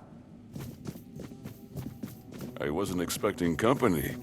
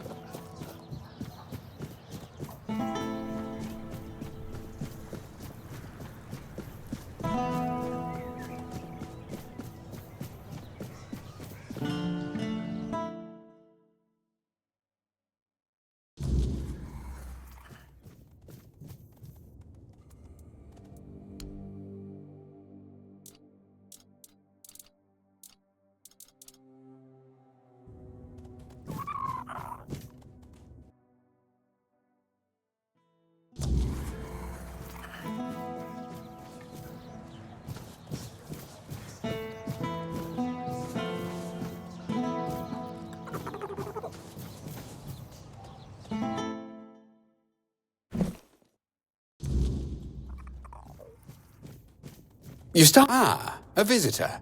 I'm Ebert Talbot, at your service. Pardon the mess, we're packing. The weirdness is drawing near, and I intend to have my family in Borough by week's end. Wait, you must be the stranger everyone's talking about. The one who made the Menhir glow brighter. Just perfect. My wife already refuses to leave, and now your arrival will only fuel her delusions. Family legacy, ancestral home, take your pick. Her family has held this estate for generations. My wife can't see reason. She believes Lord Yvain will find a solution. Ha! That man can't decide what to eat for breakfast without a committee. They're our best hope. And if they take the Menhirs from all across the land and dump them all in Camelot, well, one final sanctuary is better than scattered outposts falling one by one. Will it be crowded? Yes. But I'd rather my family live in discomfort than die in luxury. They know what they're doing. I trust them more than this dying town, and definitely more than our Yvain.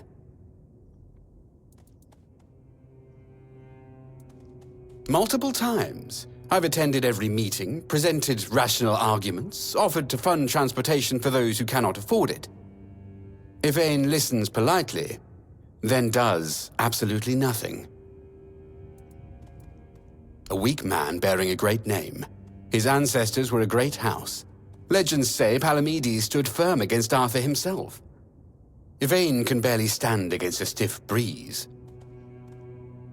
The sensible ones have, and now only the stubborn remain. That includes my wife, of course. We should be ready to depart at a moment's notice, yet my wife still refuses to pack a single dress. I won't leave her behind, but I cannot stay and watch the weirdness take everything I love.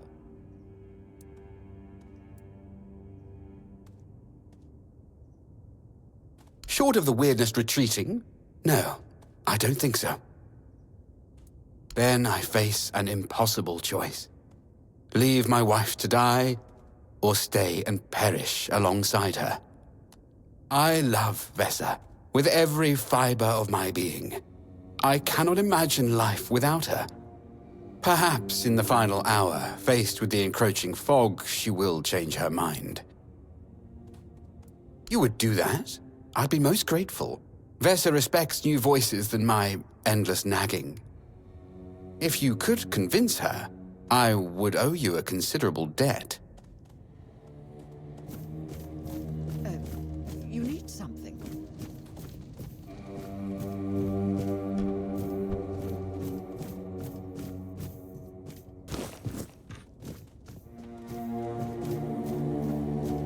Welcome. I am Vesa Meredith Talbot. Please ignore the crates. My husband's doing. He insists on preparing for an evacuation I won't join. 4 generations of my family have lived here. The wordness may take it from me, but I will not abandon it willingly. Each generation of my family faced a crisis, and each endured. What message does it send if I'm the first to abandon our legacy? Eadbert has always been cautious, but there are times when caution becomes cowardice. The Menhir still stands. Lord Yvain still searches for solutions. And I've heard that the Menhir responded to you. If such miracles are possible, why surrender before the battle is truly lost? I believe nothing is certain until it occurs. Hope remains while the Menhir stands. Lord Yvain carries a heavy burden, and he's looking for balance. He's searching for a solution that preserves both our people and heritage. His heart is true. Well, at least that's what I chose to believe. Action without wisdom is merely motion, and what's the point in that? I know, that's what makes this difficult. He trusts what he can see and touch. Gold, contracts. He struggles to believe in possibilities beyond immediate danger. I love him for his caution, but some crises demand we stand firm. Compromise how? Leave my ancestral home to be consumed?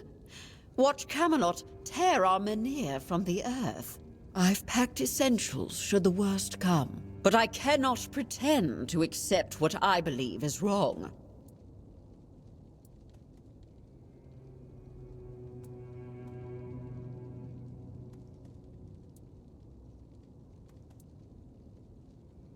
Fear can be overcome.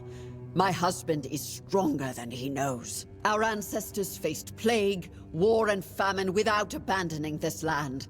We must be equally resilient. Eadbert will understand once we weather this storm together. But the Menhir reacted to you. And you're an outsider. You must have seen the wordness yourself. Tell me, truly, what would you recommend? Should we stay and fight for our heritage, or flee like Eadbert wants to?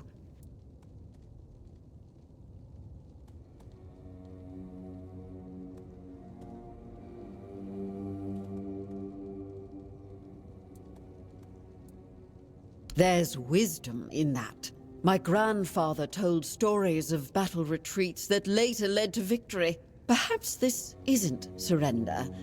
Perhaps we preserve our strength to reclaim what's ours when the time is right. Very well. I won't mistake stubbornness for bravery any longer.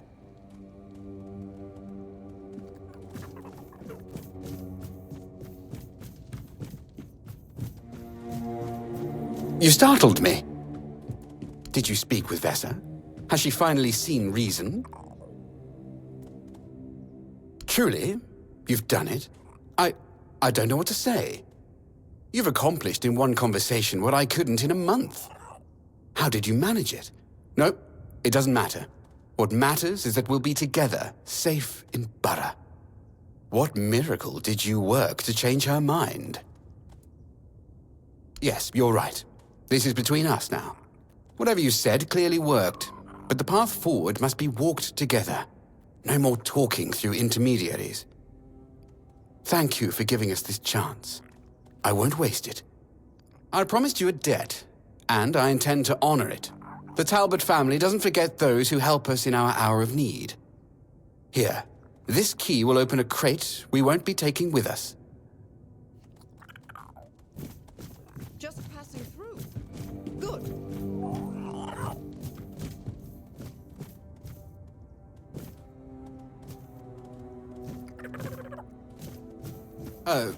You need something?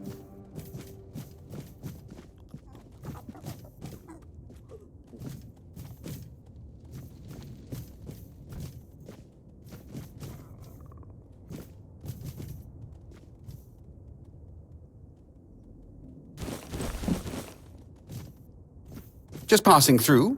Good.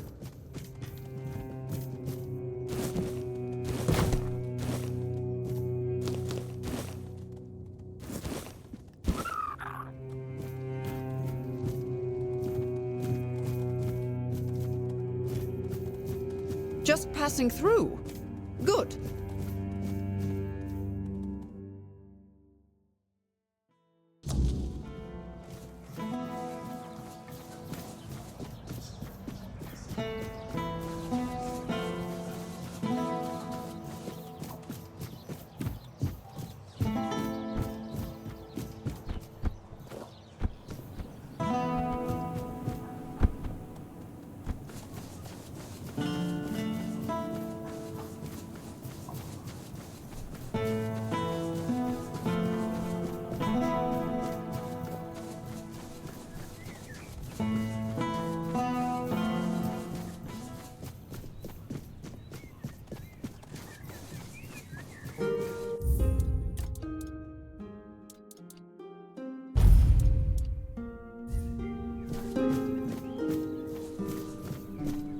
The All-Mother's light will reveal the truth, or burn it away. Are you ready? Then let's begin.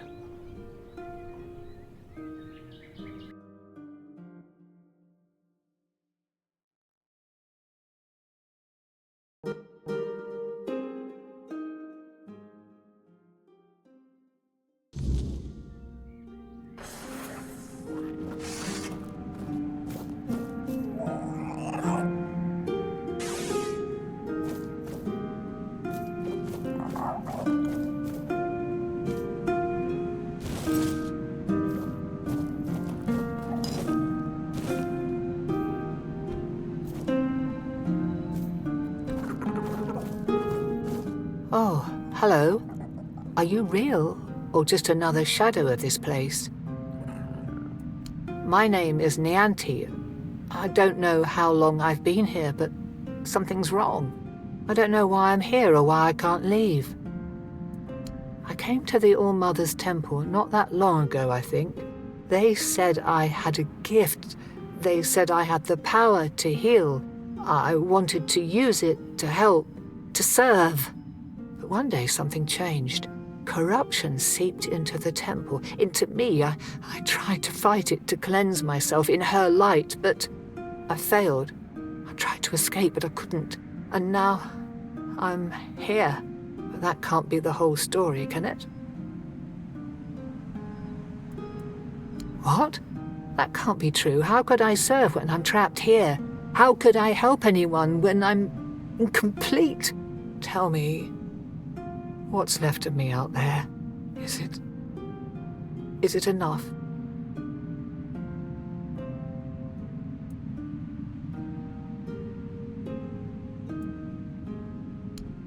did. Maybe that's true if I still have the power to heal, or perhaps my purpose isn't lost. Perhaps I can still serve. Thank you. You've given me the clarity I've lacked for so long. Whatever path I'll take, I'll walk it with purpose.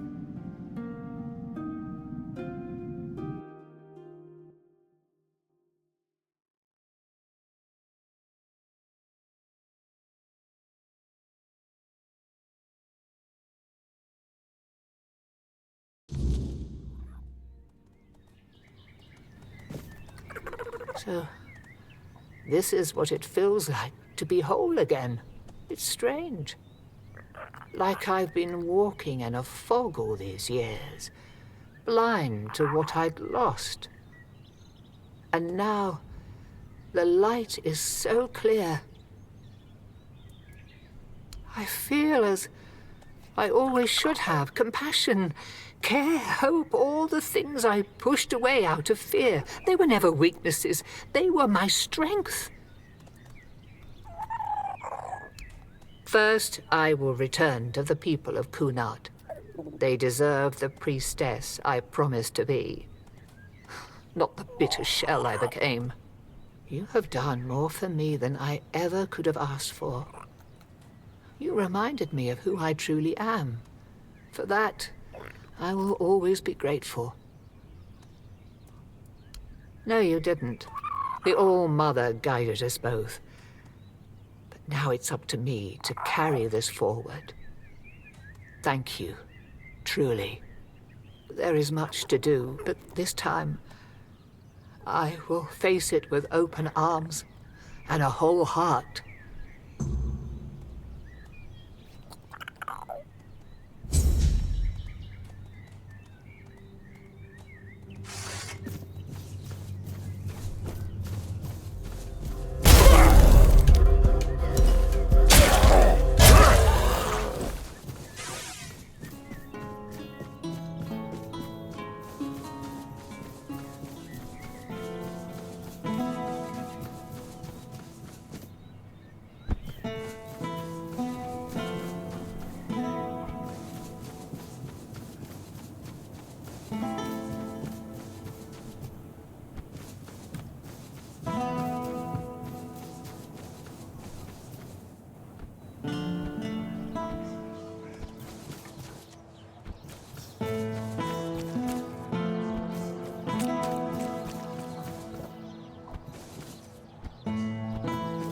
Spare a coin for the hungry.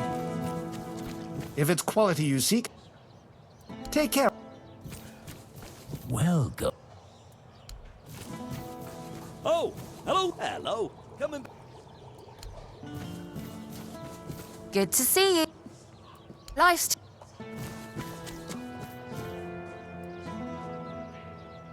Watch over Vrel's deliveries? Yeah, I could do that.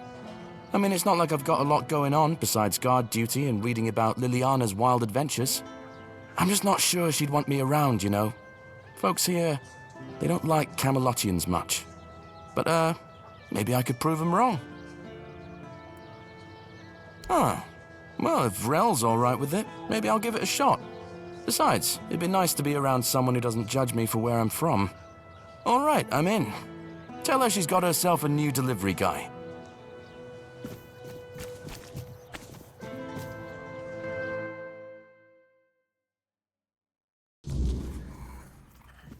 Hello. Yeah. Welcome back. Do you need any recommendations?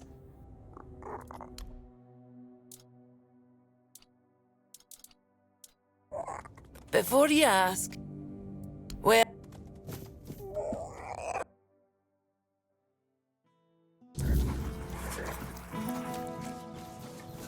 Oh, hello there.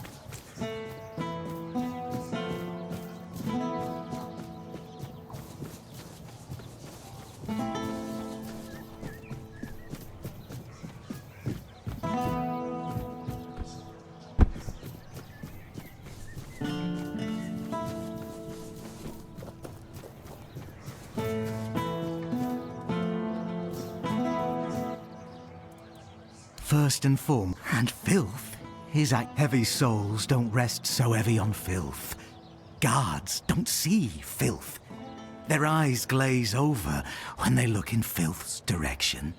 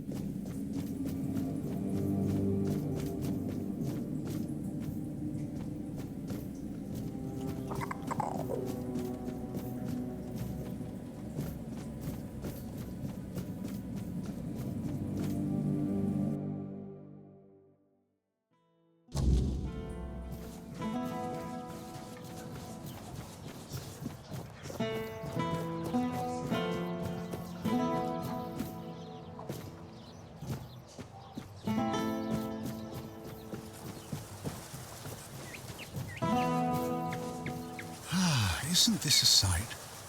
Gardens, the open sky, and a bit of quiet. Makes you think the world's not so bad after all. Neither did I, to tell the truth. One moment I'm by the sea, listening to the waves. Next, poof, I'm here. Like the wind picked me up and set me down where it pleased. Aye, it's been happening for as long as I can remember. Thought it was some druid's prank when it started. One of their spells gone awry. I even asked a crow once if it had anything to do with it. Got no answer, of course. But if this is the way of things, who am I to complain? I get to see the stars from all sorts of places. And the best part? I never have to worry about where to go next.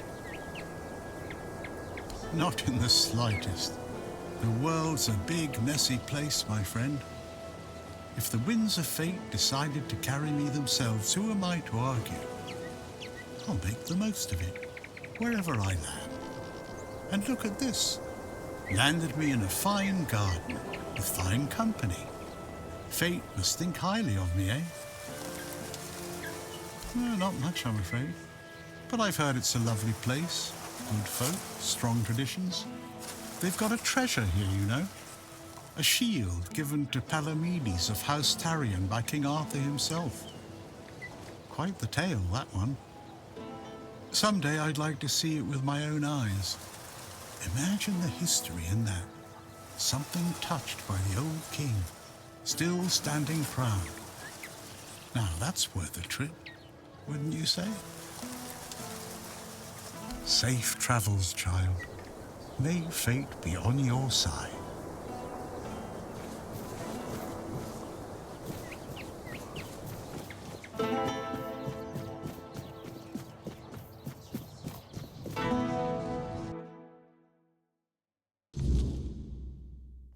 The less attention, the better.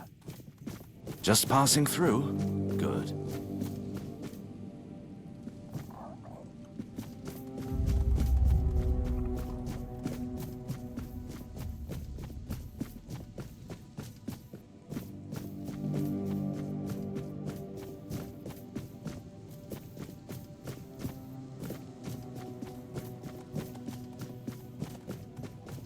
I should stay out of trouble. Ah, you need something.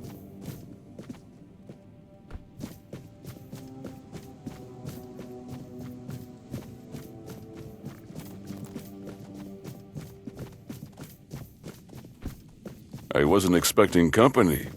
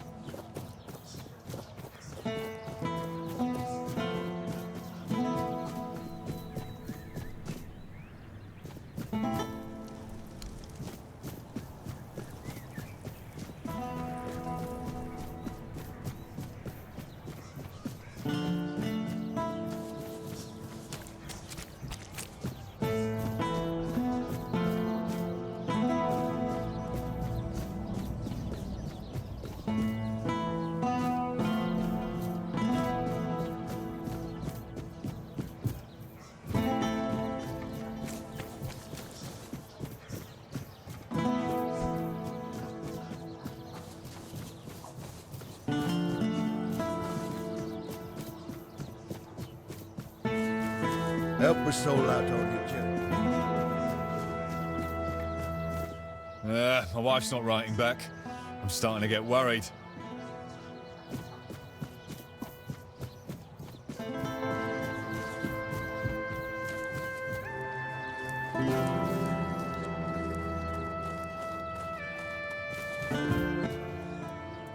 I'll await.